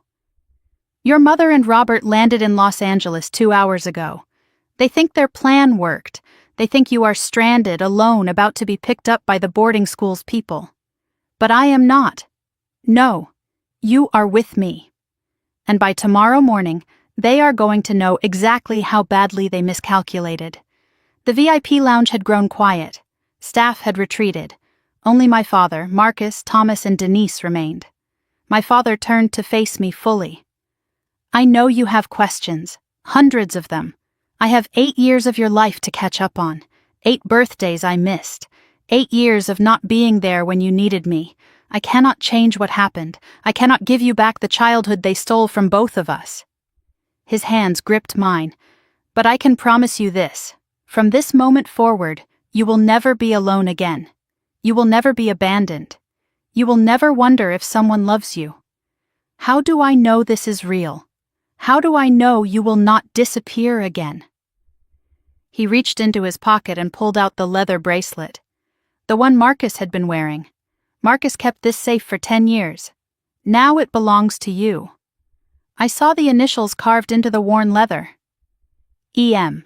My father's initials. I am not going anywhere, Claire. Not ever again. I slipped the bracelet onto my wrist. It was too big, made for a man's arm, but I did not care. For the first time in 8 years, I had something of my father's. Something real. He stood and extended his hand. Now, are you ready to make them pay for what they did to us? I looked at his hand. At the bracelet. At the photograph of myself as a little girl, still clutched in my other fist. I took his hand and rose. I have been ready my whole life. My father led me through the VIP lounge to a private conference room. The space had been transformed into something out of a crime drama. Monitors lined the walls, files spread across tables. Thomas stood at the head of the room with a projection screen behind him. Denise and Marcus took seats near the door. This was not a reunion anymore. This was a battle briefing. Everything we are about to show you has been compiled over 5 years, Thomas began. Some of it is difficult to see. Some of it will make you angry. All of it is true. I sat down. My father sat beside me. Our hands found each other. I need to know everything, I said. I am done being protected from the truth. My father squeezed my hand. That is why we are here. Thomas clicked a remote. The screen illuminated. Let us start at the beginning. Let us talk about who Linda Mitchell really is. Documents appeared on the screen as Thomas narrated. Linda Marie Cosgrove. Born in Tulsa, Oklahoma. Father was a mechanic. Mother worked at a diner. They filed for bankruptcy twice before Linda turned 12. I stared at my mother's high school photo. Young, hungry, she was intelligent, ambitious, desperate to escape poverty. She put herself through community college, then transferred to a state university on scholarship. A wedding photo appeared, my father and my mother, young and smiling and hopeful. I barely recognized either of them. She met your father at a business conference in Chicago. He was 28, already successful, building Sky Atlantic from the ground up. She was 24, working as a sales assistant. My father spoke. She was charming, warm. She made me feel like I was the only person in the room. I thought I had found my partner for life. What changed? Success, money, power. The more I built, the more she wanted. And when I could not give her enough, when I refused to put her on the company board, she found someone who would. Thomas pulled up a financial record. 3 months after your parents' wedding, Linda opened a private bank account. She never told your father. Over the next 3 years, she siphoned off nearly $200,000 from household accounts. My father's voice was flat. I did not find that account until after the crash. She had been planning her exit strategy from the day she said I do. Thomas clicked to a new slide. Robert Ashford's corporate headshot appeared. Cold eyes. Politician's smile. Robert joined Sky Atlantic as CFO 6 years into the marriage. Your father hired him personally. He came highly recommended, my father said. Harvard MBA. Experience at 3 major airlines. I thought he was brilliant. He was brilliant, Thomas said, at hiding things. Security footage appeared. Grainy, time-stamped. A hotel lobby. My mother entering. Robert following 10 minutes later. This is from the Marriott in Atlanta, 7 months before the crash. More photos followed. Restaurant, parking garage, a cabin in the mountains. We have documented evidence of 37 meetings over 18 months, all while your father was traveling for business. Thomas hesitated. This next part is harder. He clicked. An audio file played. My mother's voice, laughing. He is so trusting. It is almost sad. He has no idea what is coming. Robert's voice. By this time next year, you will own half the company. And he will be... My mother, gone, one way or another. The recording cut off. I could not breathe. That was my mother's voice, laughing about destroying my father. When was this recorded? Thomas checked his notes. 4 months before the plane crash. A private investigator your father hired managed to plant a device in Robert's car. There is more, Claire. 37 hours of recordings. We have transcribed all of them. In one conversation, your mother discusses what to do if Ethan becomes a problem. Robert's answer was... He stopped. You do not need to hear it. Just know that premeditation is well documented. Thomas switched to technical documents, maintenance logs, engineering schematics. Robert had access to everything. As CFO, he could authorize maintenance schedules without oversight. What did he do? Falsified inspection reports, cleared an aircraft that had a compromised fuel line. The plane your father was supposed to fly that day was a ticking time bomb. My father took over. I was flying to Milwaukee for a board meeting. Private jet, just me and James, my pilot. His voice went hollow. 20 minutes into the flight, the fuel system failed. James tried to bring us down on the lake. He saved my life at the cost of his own. The fishermen, 2 brothers from Michigan, they saw the splash, pulled me out of the water. If they had been 5 minutes later, I would have drowned. Thomas continued. Within 48 hours, Robert had destroyed the maintenance records. The official cause was listed as mechanical failure of unknown origin. The investigation was closed within a month. How? Robert had connections, inspectors who owed him favors, a company lawyer who knew which questions not to ask. Marcus spoke from the back of the room, and a fall guy. Me. I was in prison by the time anyone thought to look deeper. I looked at my father. This man who had survived drowning, betrayal, years of searching. James, I said. The pilot. Did he have a family? My father's eyes glistened. A wife. 2 kids. Younger than you. He pulled a photograph from the file. A man in a pilot's uniform, grinning, arm around a woman with 2 small children. I have been supporting them since I recovered. It does not bring him back. Nothing can. But his children will never want for anything. I owe him that much. Thomas advanced to a timeline on the screen. Dates and events color-coded. The day after the crash, before anyone knew if your father was alive or dead, Linda filed for divorce. She did not wait. She could not afford to. She needed legal separation before any investigation could freeze assets. The timeline continued. Day 3, divorce petition filed. Day 7, emergency custody motion for Claire. Day 14, death certificate issued for Claire, falsified. Day 30, life insurance claim filed, $2 million. Day 45, trust fund transfer of control. She hired 3 law firms, Thomas said. 1 for the divorce, 1 for the custody battle, 1 for the estate. She spent over $400,000 in legal fees in the first year alone. From my trust fund, partially, and from the life insurance payout. She declared your father legally dead before he even woke up from his coma. My father's voice was bitter. When I finally woke up, when I started asking questions, she had already built a wall of legal documents around you. A court filing appeared on screen. Petition for protection from domestic abuse. She claimed I was violent, that I had threatened you and her.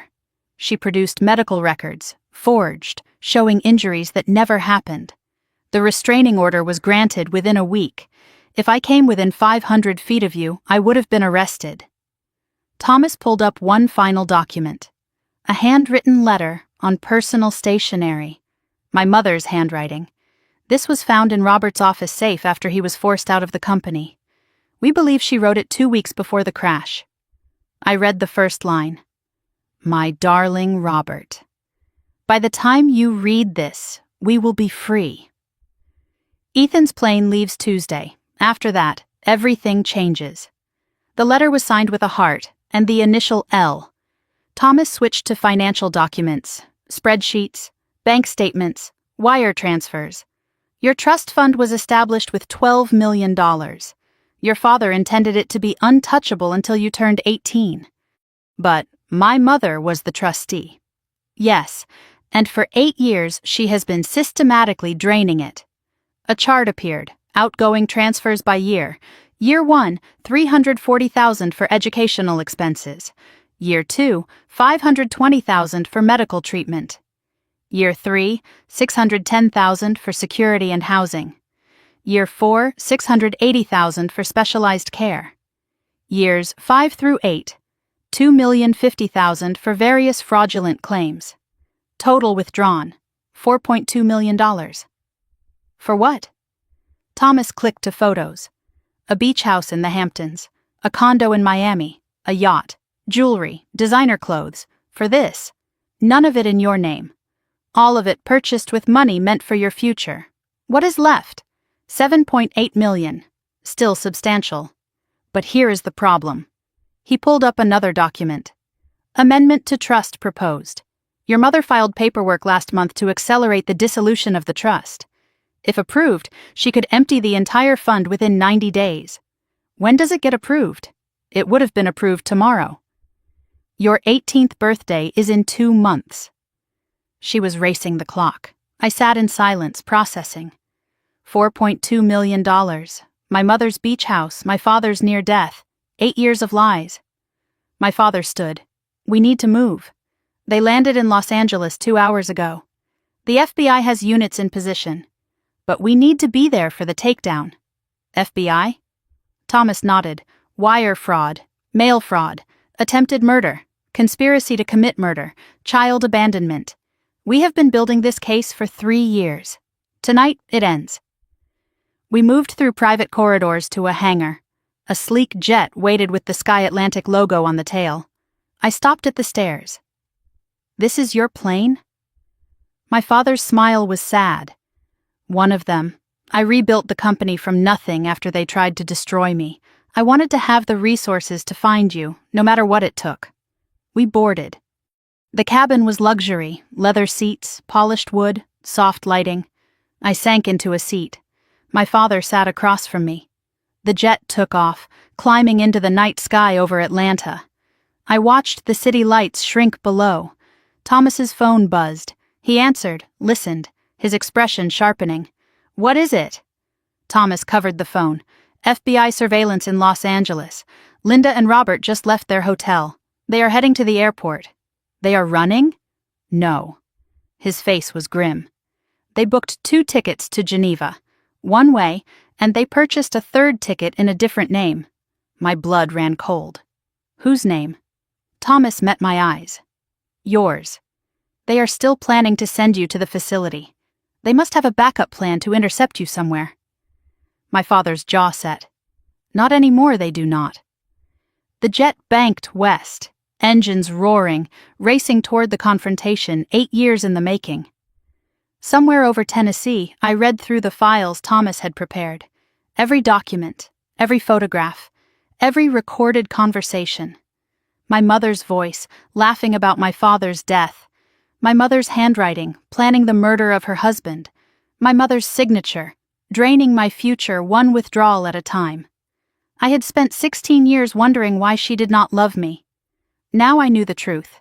She had never seen me as a daughter, only as an asset, a key to a vault she intended to empty and discard. By the time the jet touched down in California, I had no more tears left. Only a cold, clear certainty that the woman who gave me life had been trying to steal it back, piece by piece, since the day my father's plane went down. And now it was time for her to answer for everything. The jet cut through darkness over New Mexico. I sat by the window, watching distant city lights below. The files Thomas gave me were spread across the table. Evidence of my mother's crimes. I had read every page, every document, every damning word. My hands no longer shook. My tears had dried. What remained was something harder, colder. Thomas worked his phone constantly, coordinating with the FBI, tracking my mother's movements. My father sat across from me, watching me with worried eyes. Marcus and Denise had stayed behind in Atlanta. Their part was done. "You do not have to be there," my father said. "You can wait at the hotel. Let the FBI handle it." "No. I need to say it myself. I need them to hear it from me." "Why?" I looked at him. "Because my mother spent 16 years speaking for me, deciding what I thought, what I felt, what I was worth." I turned back to the window. Today, I speak for myself. Thomas shared live updates from FBI surveillance.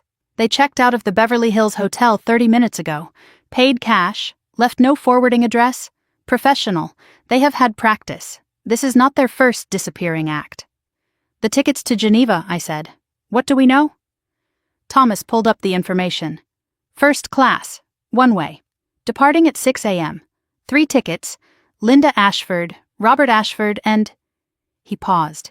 "Claire Mitchell. They still think they can get to me. They have contacts at the Geneva facility. Someone was supposed to intercept you in Atlanta, forge travel documents, and put you on a separate flight." My stomach turned. "Intercept me how?" "We do not know. The FBI is investigating. But the facility in Geneva is not just a boarding school. It is a network." Thomas's voice dropped. "Claire, your mother is not the only one who has used this system. There are other children, other families. The Bureau has been building a case for years. So arresting my mother could blow the whole thing open. She has names, contacts, payment records.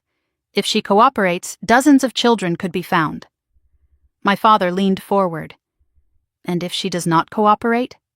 Thomas's expression was grim. "Then we have enough to put her away for 30 years. Either way, she is finished. I processed the information. A network. other children. My mother was not just destroying one family. She was part of something larger, darker, more organized. How many? Thomas shook his head. We do not know. The facility in Geneva has been operating for over a decade. But some estimates suggest hundreds, Claire. Potentially hundreds of children who disappeared and were never found. The jet descended through clouds over the Pacific. City lights spread below like scattered diamonds. I had never been to Los Angeles. This was supposed to be a family vacation. The irony tasted bitter. We landed at a private terminal. No customs, no crowds.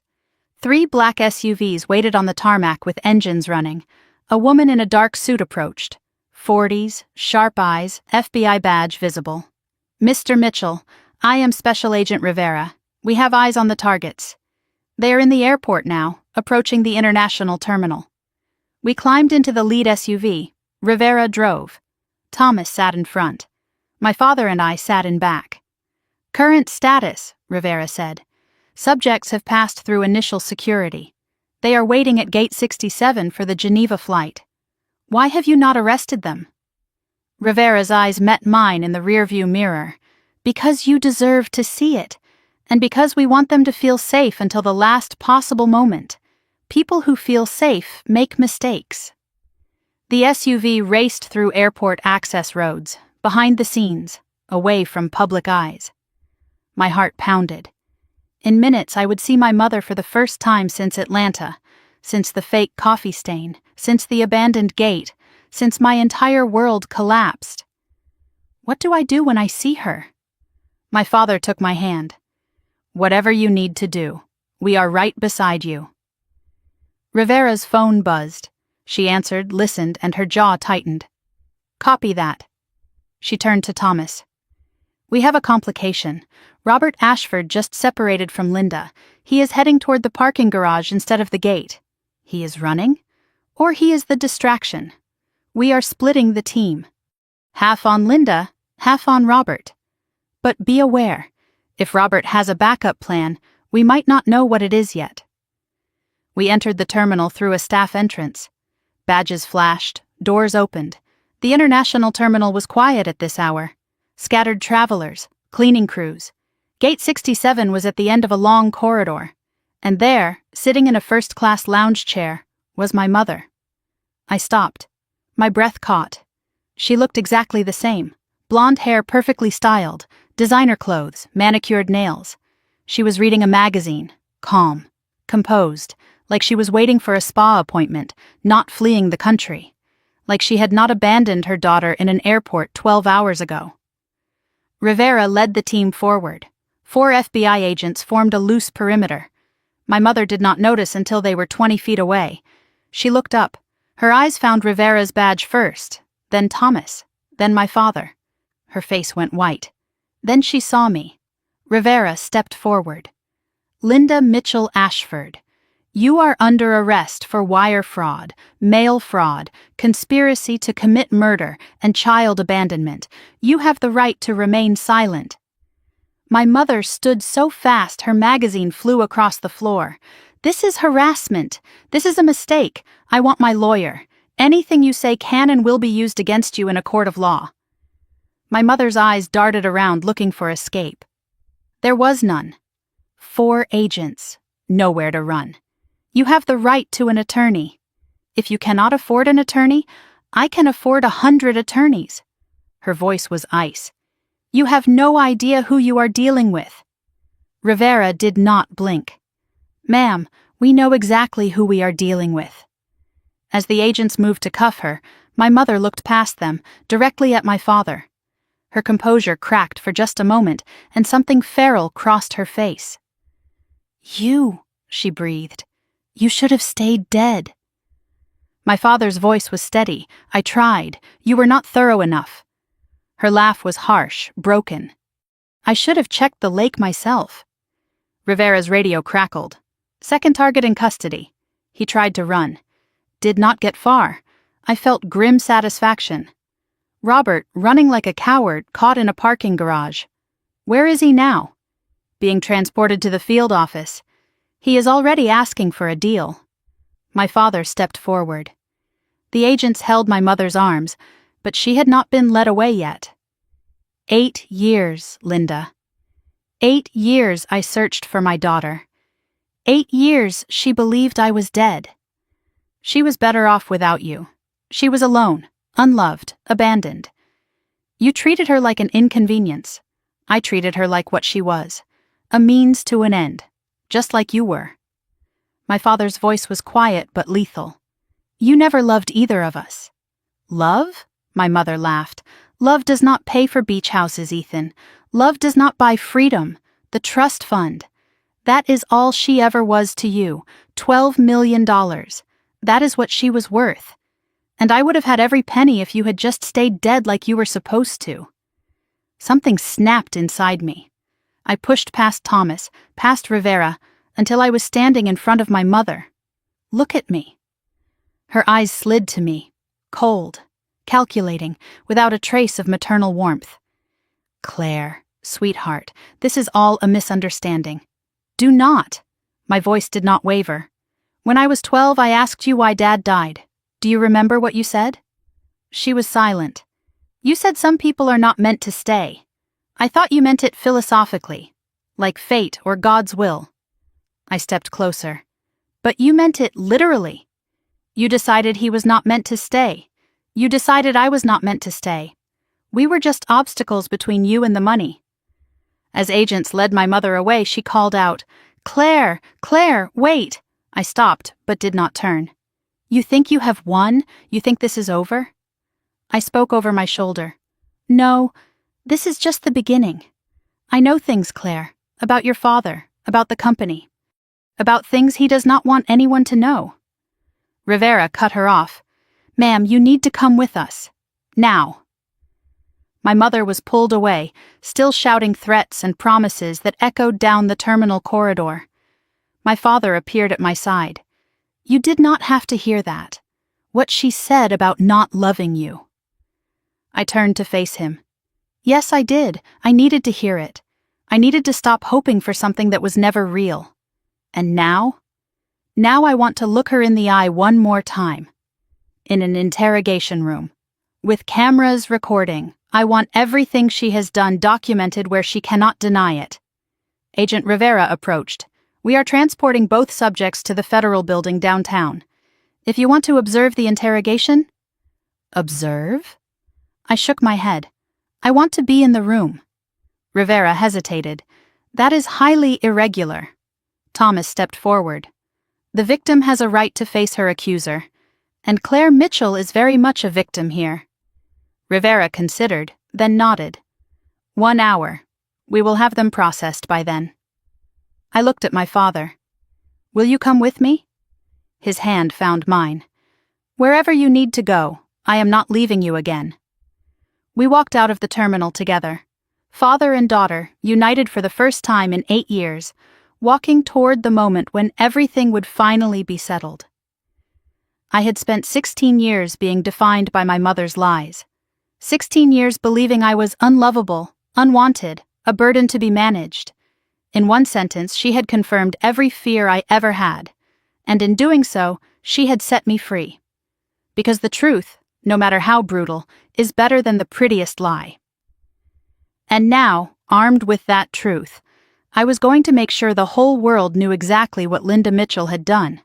Not for revenge, not for satisfaction, but because somewhere in Geneva, there were other children trapped in her network, other daughters and sons whose parents had sold them for convenience. And if my story could save even one of them, then everything I had suffered would mean something. I walked out of that airport not as a victim, but as a witness, and I was ready to testify. The FBI field office was a fortress of concrete and glass in downtown Los Angeles. Everything was sterile, white walls, fluorescent lights, echoing corridors. Agents moved with purpose, speaking in clipped tones about subjects and evidence. My mother was somewhere in this building, in a cell, waiting. Agent Rivera led us to a small room with a one-way mirror. Through the glass I could see an interrogation room, empty except for a metal table and 2 chairs.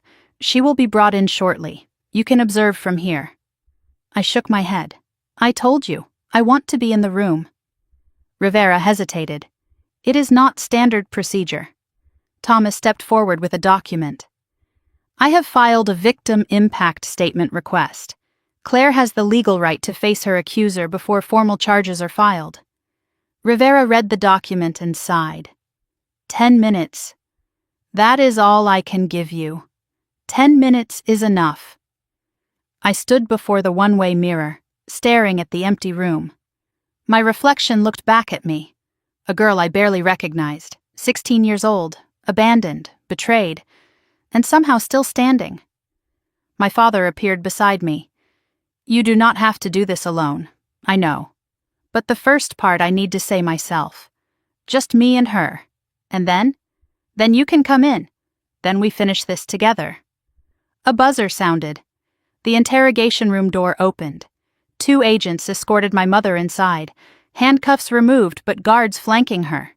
She wore the same clothes from the airport, now wrinkled. Her hair was slightly disheveled. The first time I had ever seen her less than perfect. She sat in the metal chair, spine straight, chin lifted. Even now, even here, she projected control. Through the glass I studied her face, looking for cracks, looking for fear, looking for anything human. Her expression was stone. Unreadable, waiting. As I watched, my mother did something strange. She smiled, not at the mirror. She could not know anyone was watching.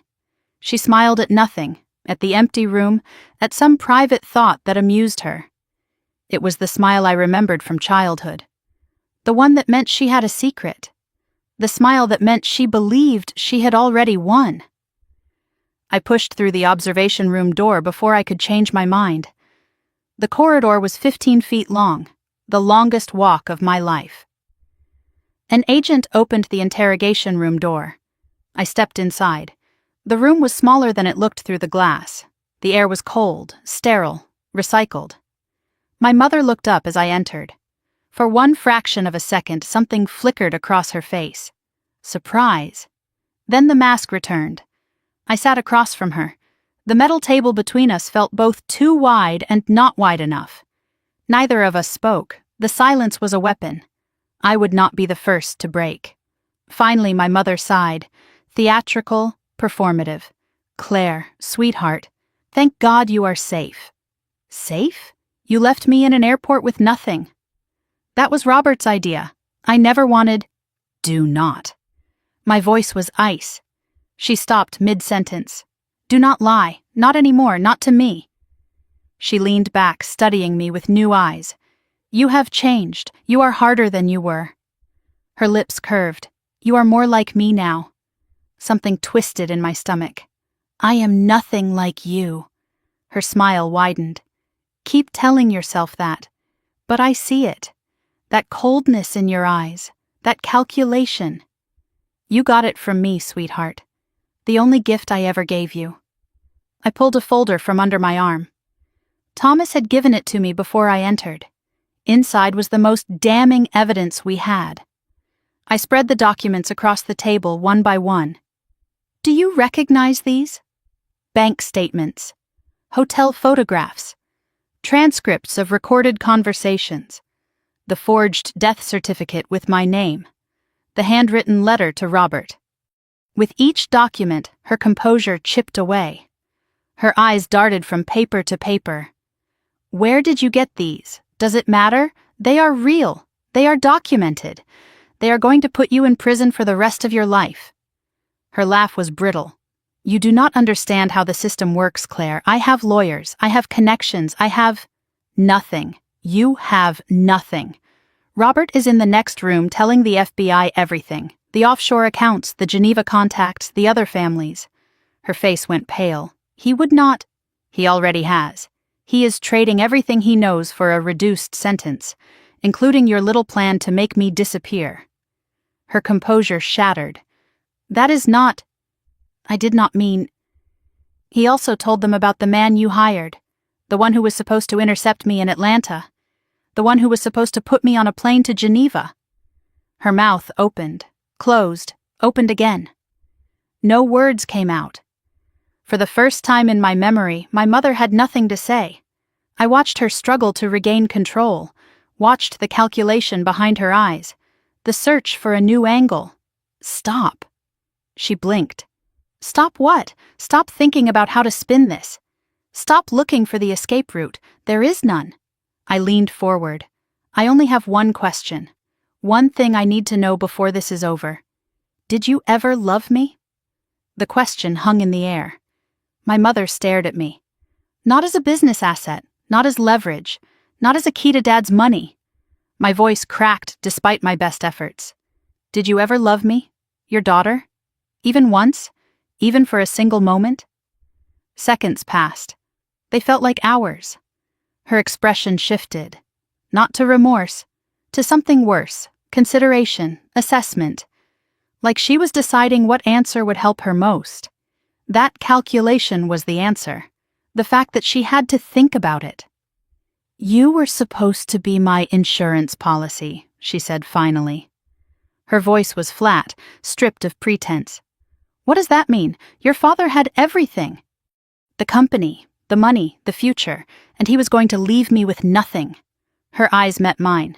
You were my guarantee, my leverage, my way of making sure I got what I deserved. And when he died?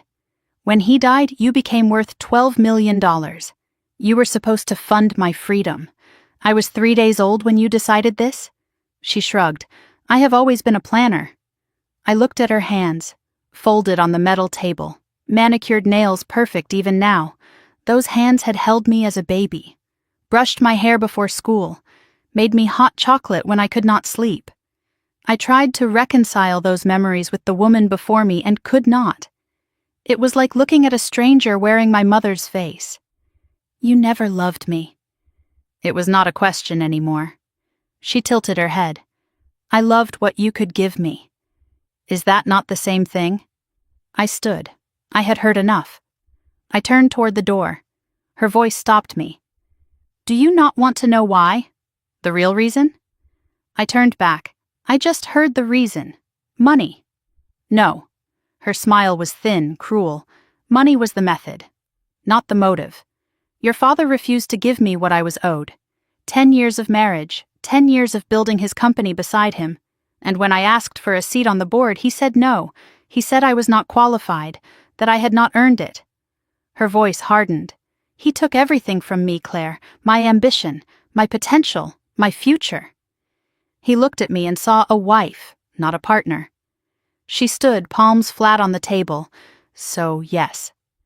I found Robert. I made a plan, and I took everything from him, including his daughter, especially his daughter, because taking you hurt him more than taking the money ever could.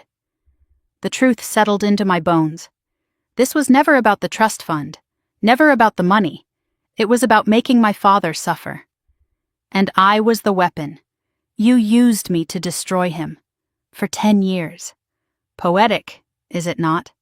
His greatest treasure, turned into his greatest pain. My voice was barely audible. And me? What about my pain? Her expression did not change. Collateral damage. Agents entered the room. Time was up. They moved to escort her out. At the door, she turned back. You will regret this. I met her eyes. The only thing I regret is believing you. Ever. The door closed behind her. She was gone. My father pulled me into an embrace. I stood rigid for a moment, then collapsed against him. The tears came. Not for my mother, for the mother I never had, for the lie I spent 16 years believing. It is over, he whispered. It is finally over. I shook my head against his chest. Not yet. There is still the trial, the other children, the network. We will face all of it. Together. I pulled back and looked at him. Promise? I spent 8 years looking for you. You think I am going anywhere now? We walked out of that interrogation room together. My father and I. Behind us, Linda Mitchell Ashford was being processed, photographed, locked in a cell to await trial. In the coming months, she would face charges that carried sentences measured in decades. She would watch her empire crumble, her secrets exposed, her network dismantled one contact at a time. And through it all, I would be there. Not as her daughter. That bond was broken beyond repair. But as a witness, as a survivor, as living proof that some things are stronger than blood, stronger than money, stronger than all the manipulation and cruelty in the world. Things like truth, like justice, like a father who never stopped searching and a daughter who finally found the courage to stop running from the truth. 3 months passed. The federal courthouse rose against a gray October sky. I stood at the base of the steps, heart pounding. Today I would testify. Today I would tell the world what my mother did. My father stood beside me. You do not have to do this. Thomas can present the evidence without your testimony. No, I need to say it myself. I need them to hear it from me. Why? I looked at the courthouse doors, because my mother spent 16 years speaking for me, deciding what I thought, what I felt, what I was worth. I started up the steps. Today, I speak for myself. The trial had lasted 8 days. I watched from the gallery as prosecutors built their case piece by piece. The financial documents showing $4.2 million in fraudulent withdrawals. The recordings of conversations between my mother and Robert. The maintenance logs proving sabotage on my father's plane. The forged death certificates. The Geneva connection with bank transfers to offshore accounts. Witnesses took the stand one after another. FBI forensic accountants traced every dollar she stole. Former Sky Atlantic employees testified about Robert's access to maintenance systems. The private investigator who planted the recording device. And then James's widow, the pilot's wife who described losing her husband to a mechanical failure that was actually murder. Her testimony broke me. Broke half the courtroom. Robert had taken a plea deal 3 weeks after the arrest. In exchange for full testimony against my mother, his charges were reduced. He spent 2 days on the stand, detailing everything, every conversation, every plan, every crime. When my mother's lawyer tried to discredit him, Robert produced handwritten notes she had given him, instructions for draining the trust fund, contacts in Geneva, contingency plans if my father was ever found alive. My mother's face went white when those notes were entered into evidence. The most damaging testimony came from an unexpected source. A maid who had worked in our Connecticut home for 3 years took the stand. She described finding me crying in my room one night, asking where my father was. My mother's response, overheard through the door: "Your father is dead, and the sooner you forget he existed, the better for everyone." The maid had quit the next day. She kept that memory for 5 years, waiting for someone to ask. Then my name was called. I stood, smoothed my dress. Simple navy blue, chosen by my therapist. Something that makes you feel like yourself. Not a victim, not a spectator, yourself. The walk to the witness stand was 30 feet. It felt like 30 miles. Do you swear to tell the truth, the whole truth, and nothing but the truth? I do. I sat. The courtroom was silent. 200 people watching, cameras recording. My mother 10 feet away. I did not look at her. Not yet. The prosecutor guided me through my story. The abandonment at Atlanta airport. The theft of my phone and wallet. The fake coffee stain. The years of isolation. Being called the problem child. The trust fund I never knew existed.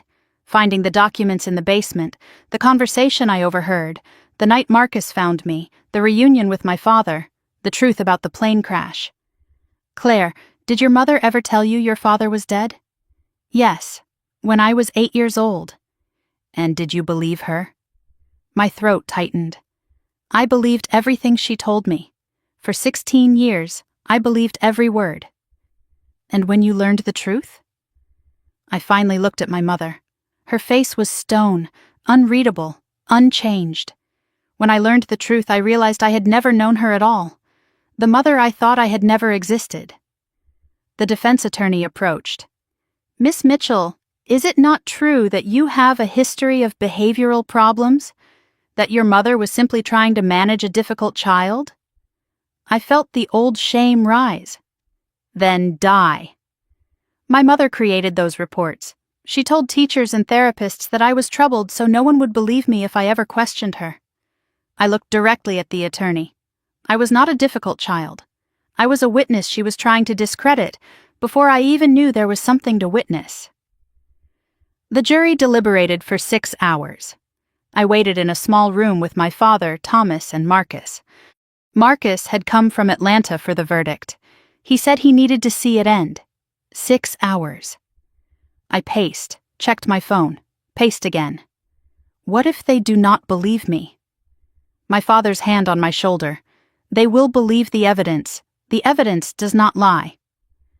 The bailiff called us back. The courtroom was packed. My mother sat at the defense table, spine straight, chin lifted. Even now, she performed composure. In the matter of the United States versus Linda Mitchell Ashford, on the charge of wire fraud, how does the jury find? Guilty. On the charge of mail fraud? Guilty. On the charge of conspiracy to commit murder? Guilty. On the charge of child abandonment? Guilty. Each word landed like a hammer. I gripped my father's hand until my knuckles turned white. When the final verdict was read, my mother's mask cracked, not into remorse, into rage. She turned toward me, eyes blazing. This is not over. You will never be free of me. Never. I met her eyes one last time, said nothing. There was nothing left to say. As guards led her away, she stumbled, a crack in the perfect facade. For one moment she looked old, fragile, human. Something stirred in my chest. Not sympathy, recognition. This was the woman who gave me life, who shaped my earliest memories, who destroyed everything in pursuit of revenge and money. In the end, she had nothing. That was the saddest part of all. Sentencing came 1 week later. My mother appeared in an orange jumpsuit. Designer clothes replaced by prison issue. She looked smaller, diminished. Linda Mitchell Ashford, 15 years federal prison. No possibility of parole for 10 years. Robert Ashford, 12 years federal prison. Reduced for cooperation. Full restitution of stolen funds. Forfeiture of all assets obtained through fraud. Before she was led away, my mother was given the opportunity to speak. She stood, looked at me, at my father. I regret nothing. Everything I did for survival. One day you will understand. The judge's voice was ice. Remove the defendant. The week after sentencing, my father called a meeting at Sky Atlantic headquarters. Marcus was there. Showered, shaved, wearing clothes that fit. I barely recognized him. Marcus helped save my daughter's life, my father said. He spent 10 years waiting for the truth to come out. He deserves more than gratitude. Full reinstatement at Sky Atlantic. Senior advisor for safety compliance. A formal apology clearing his name. Compensation for the years he lost. Back pay, pension restoration, a settlement that would let him live comfortably forever. Marcus stared at the offer letter. I do not know what to say. My father shook his hand. Say yes. And help me make sure no one else ever gets framed the way you did. After the meeting, Marcus found me in the hallway. Thank you for believing me. That first night, I shook my head. You saved me. All I did was listen. Sometimes listening is the bravest thing anyone can do. He handed me the photograph. Me at 6, gap-toothed smile, sitting on a swing. I have carried this for 10 years. I think it is time you had it back. I looked at the photograph. Myself as a child, innocent, unaware of the darkness gathering. I do not remember this day. Your father said it was the happiest day of his life. He had just closed a deal that would make Sky Atlantic profitable. He came home early to celebrate with you, just the two of you, in the backyard for 3 hours. My eyes burned. I wish I could remember. You will. Not the day itself, but the feeling. You will find it again. 1 month after sentencing, I sat at the desk in my new room. My father's house in Colorado, mountains visible through the window. I had a letter to write. Linda, I cannot call you Mom anymore. I am not sure I ever really could. I am writing because I need you to know that I forgive you. Not for your sake, for mine. Carrying hatred is exhausting. It is a weight I refuse to bear. You taught me what love is not. That is something, I suppose. I hope you find peace in prison. I hope you find something real, something true, even if you never found it with me. I will not visit. I will not write again. This letter is my goodbye. I survived you. That is my victory. I signed it simply. Claire. I sealed the envelope. Addressed it to the Federal Women's Prison in Texas. Walked to the mailbox at the end of the long driveway, dropped it in, did not look back. The sun was setting over the mountains, orange and pink and gold. I stood at the mailbox, breathing the clean Colorado air. Behind me, the front door opened, my father's voice. Claire, dinner is ready. I turned toward the house, my house now. My home, coming, Dad. The word felt strange on my tongue. Dad. I had not said it in 8 years, but standing in the fading light, with the letter sent and the past finally behind me, it felt right. It felt like the beginning of something new. I woke to sunlight streaming through curtains. The view from my window showed snow-capped peaks, pine forests, endless sky. For a moment I forgot where I was. Then I remembered. Colorado, home, safe. I had lived here for 6 months. Some mornings I still could not believe it was real. Today was Saturday. Today was special. Today, Claire Elizabeth Mitchell turned 17. 1 year ago, I was invisible in a Connecticut mansion, counting days until I could escape. Now I had a father who made pancakes shaped like airplanes. Now I had a room with a mountain view and a door that locked from the inside. Now I had a life I chose, not one that was assigned to me. I sat on my window seat with my journal in my lap. My therapist suggested writing every morning. 3 things I was grateful for. Today's list. The mountains, Dad's terrible pancakes, being 17 and alive. I closed the journal and headed downstairs. The kitchen smelled like coffee and burnt batter. My father stood at the stove, spatula in hand, flour on his cheek. Happy birthday, Claire Bear. The nickname caught me off guard. I had not heard it since I was 5. Something warm bloomed in my chest. You remember that name? I remember everything. Every bedtime story, every scraped knee, every terrible joke you used to tell. He slid a plate in front of me, a pancake shaped vaguely like the number 17. My artistic skills have not improved. I laughed, a real laugh, the kind that used to feel impossible. After breakfast, he slid a small box across the table. Inside was a delicate silver necklace with a pendant. A compass. The needle pointed north. So you always know which way is home. My eyes stung. Dad, I missed 8 birthdays. I cannot get them back, but I can make sure you never feel lost again. I put on the necklace. The compass rested against my heart. The doorbell rang. My father grinned. That will be your other surprise. I opened the door to find Marcus and Denise standing on the porch. Marcus held a cake. Lopsided, clearly homemade. We heard there was a birthday happening. I looked at the 3 of them. My father. The homeless man who saved me. The airline manager who made the call that changed everything. 6 months ago, I had no one. Now I had a family. Not by blood, but by choice. And somehow, that meant even more. We ate cake in the living room. Chocolate, slightly burnt on the edges. Marcus looked different now. Clean-shaven, healthy, wearing a Sky Atlantic jacket. How was the new job? Exhausting. Wonderful. I forgot what it felt like to have purpose. Denise laughed. He is driving the maintenance teams crazy. In the best way. Someone has to make sure things are done right. They shared memories. Marcus talked about the night he found me. You looked like a ghost, sitting in that corner. I almost walked past. Why did you not? Because I saw your eyes. Your father's eyes. And I knew. My father reached over and squeezed my hand. He called me 10 minutes after he found you. First time we had spoken in 3 years. Marcus shrugged. Some things are more important than old grudges.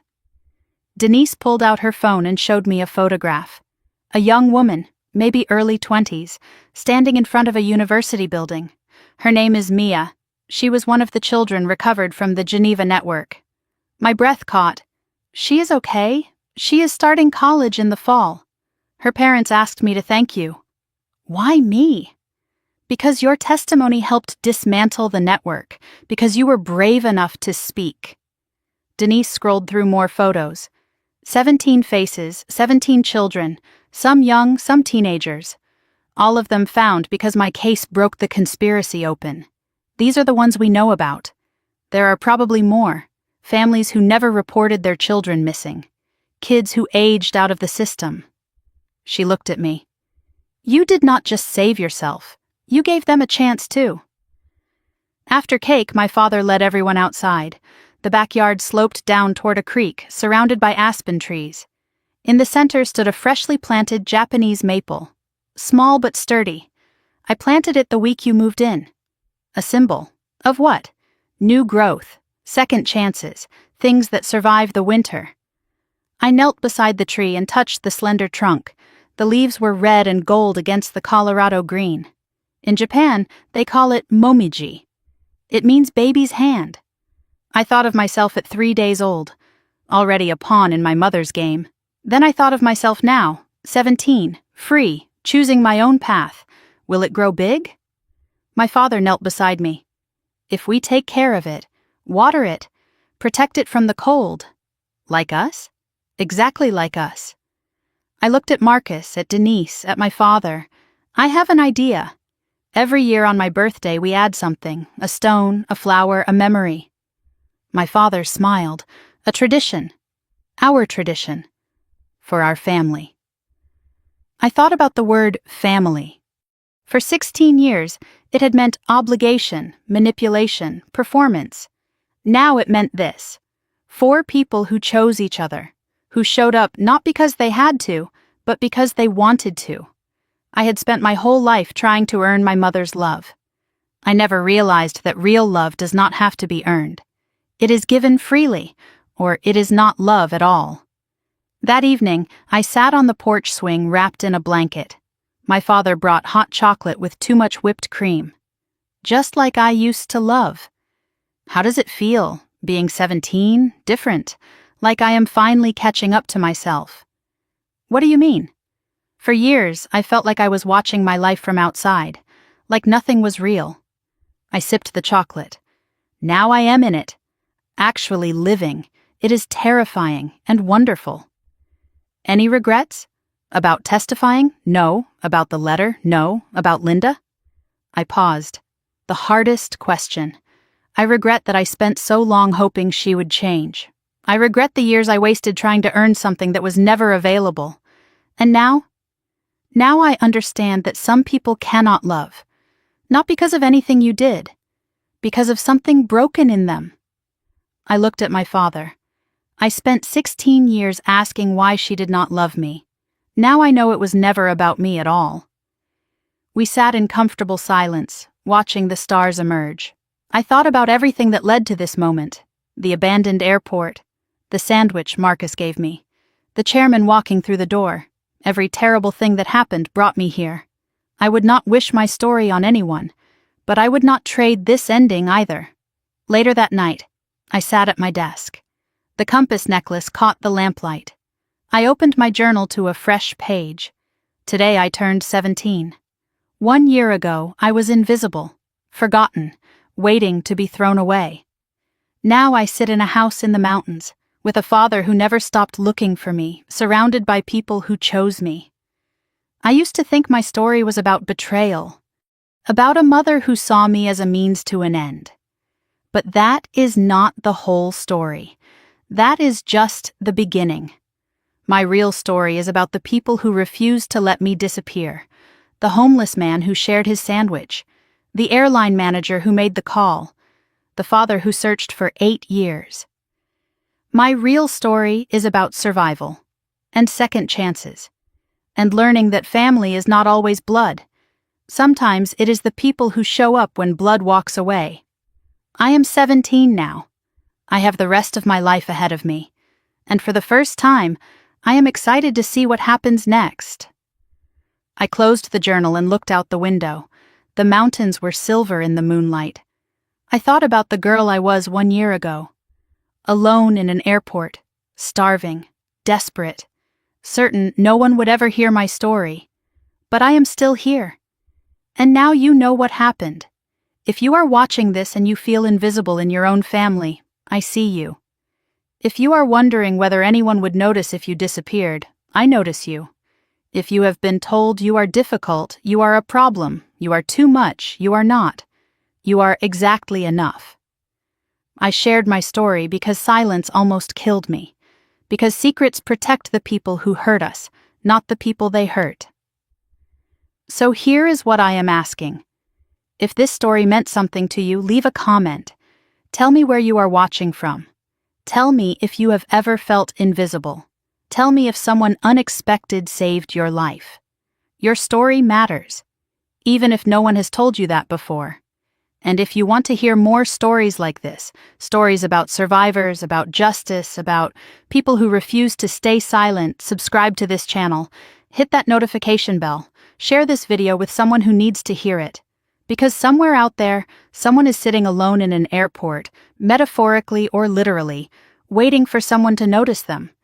Maybe your comment will be the thing that helps them hold on. I am Claire Mitchell. I was abandoned at 16. I survived a mother who never loved me, and a conspiracy that should have destroyed me. But I am still here. I found my father. I found my family. I found myself. And if I can survive, so can you. Thank you for listening. Thank you for being here. And remember, no matter how dark it gets, there is always someone searching for you, even when you do not know it. Until next time, stay strong, stay seen, and never stop fighting for the life you deserve. This story is fictionalized for dramatic effect,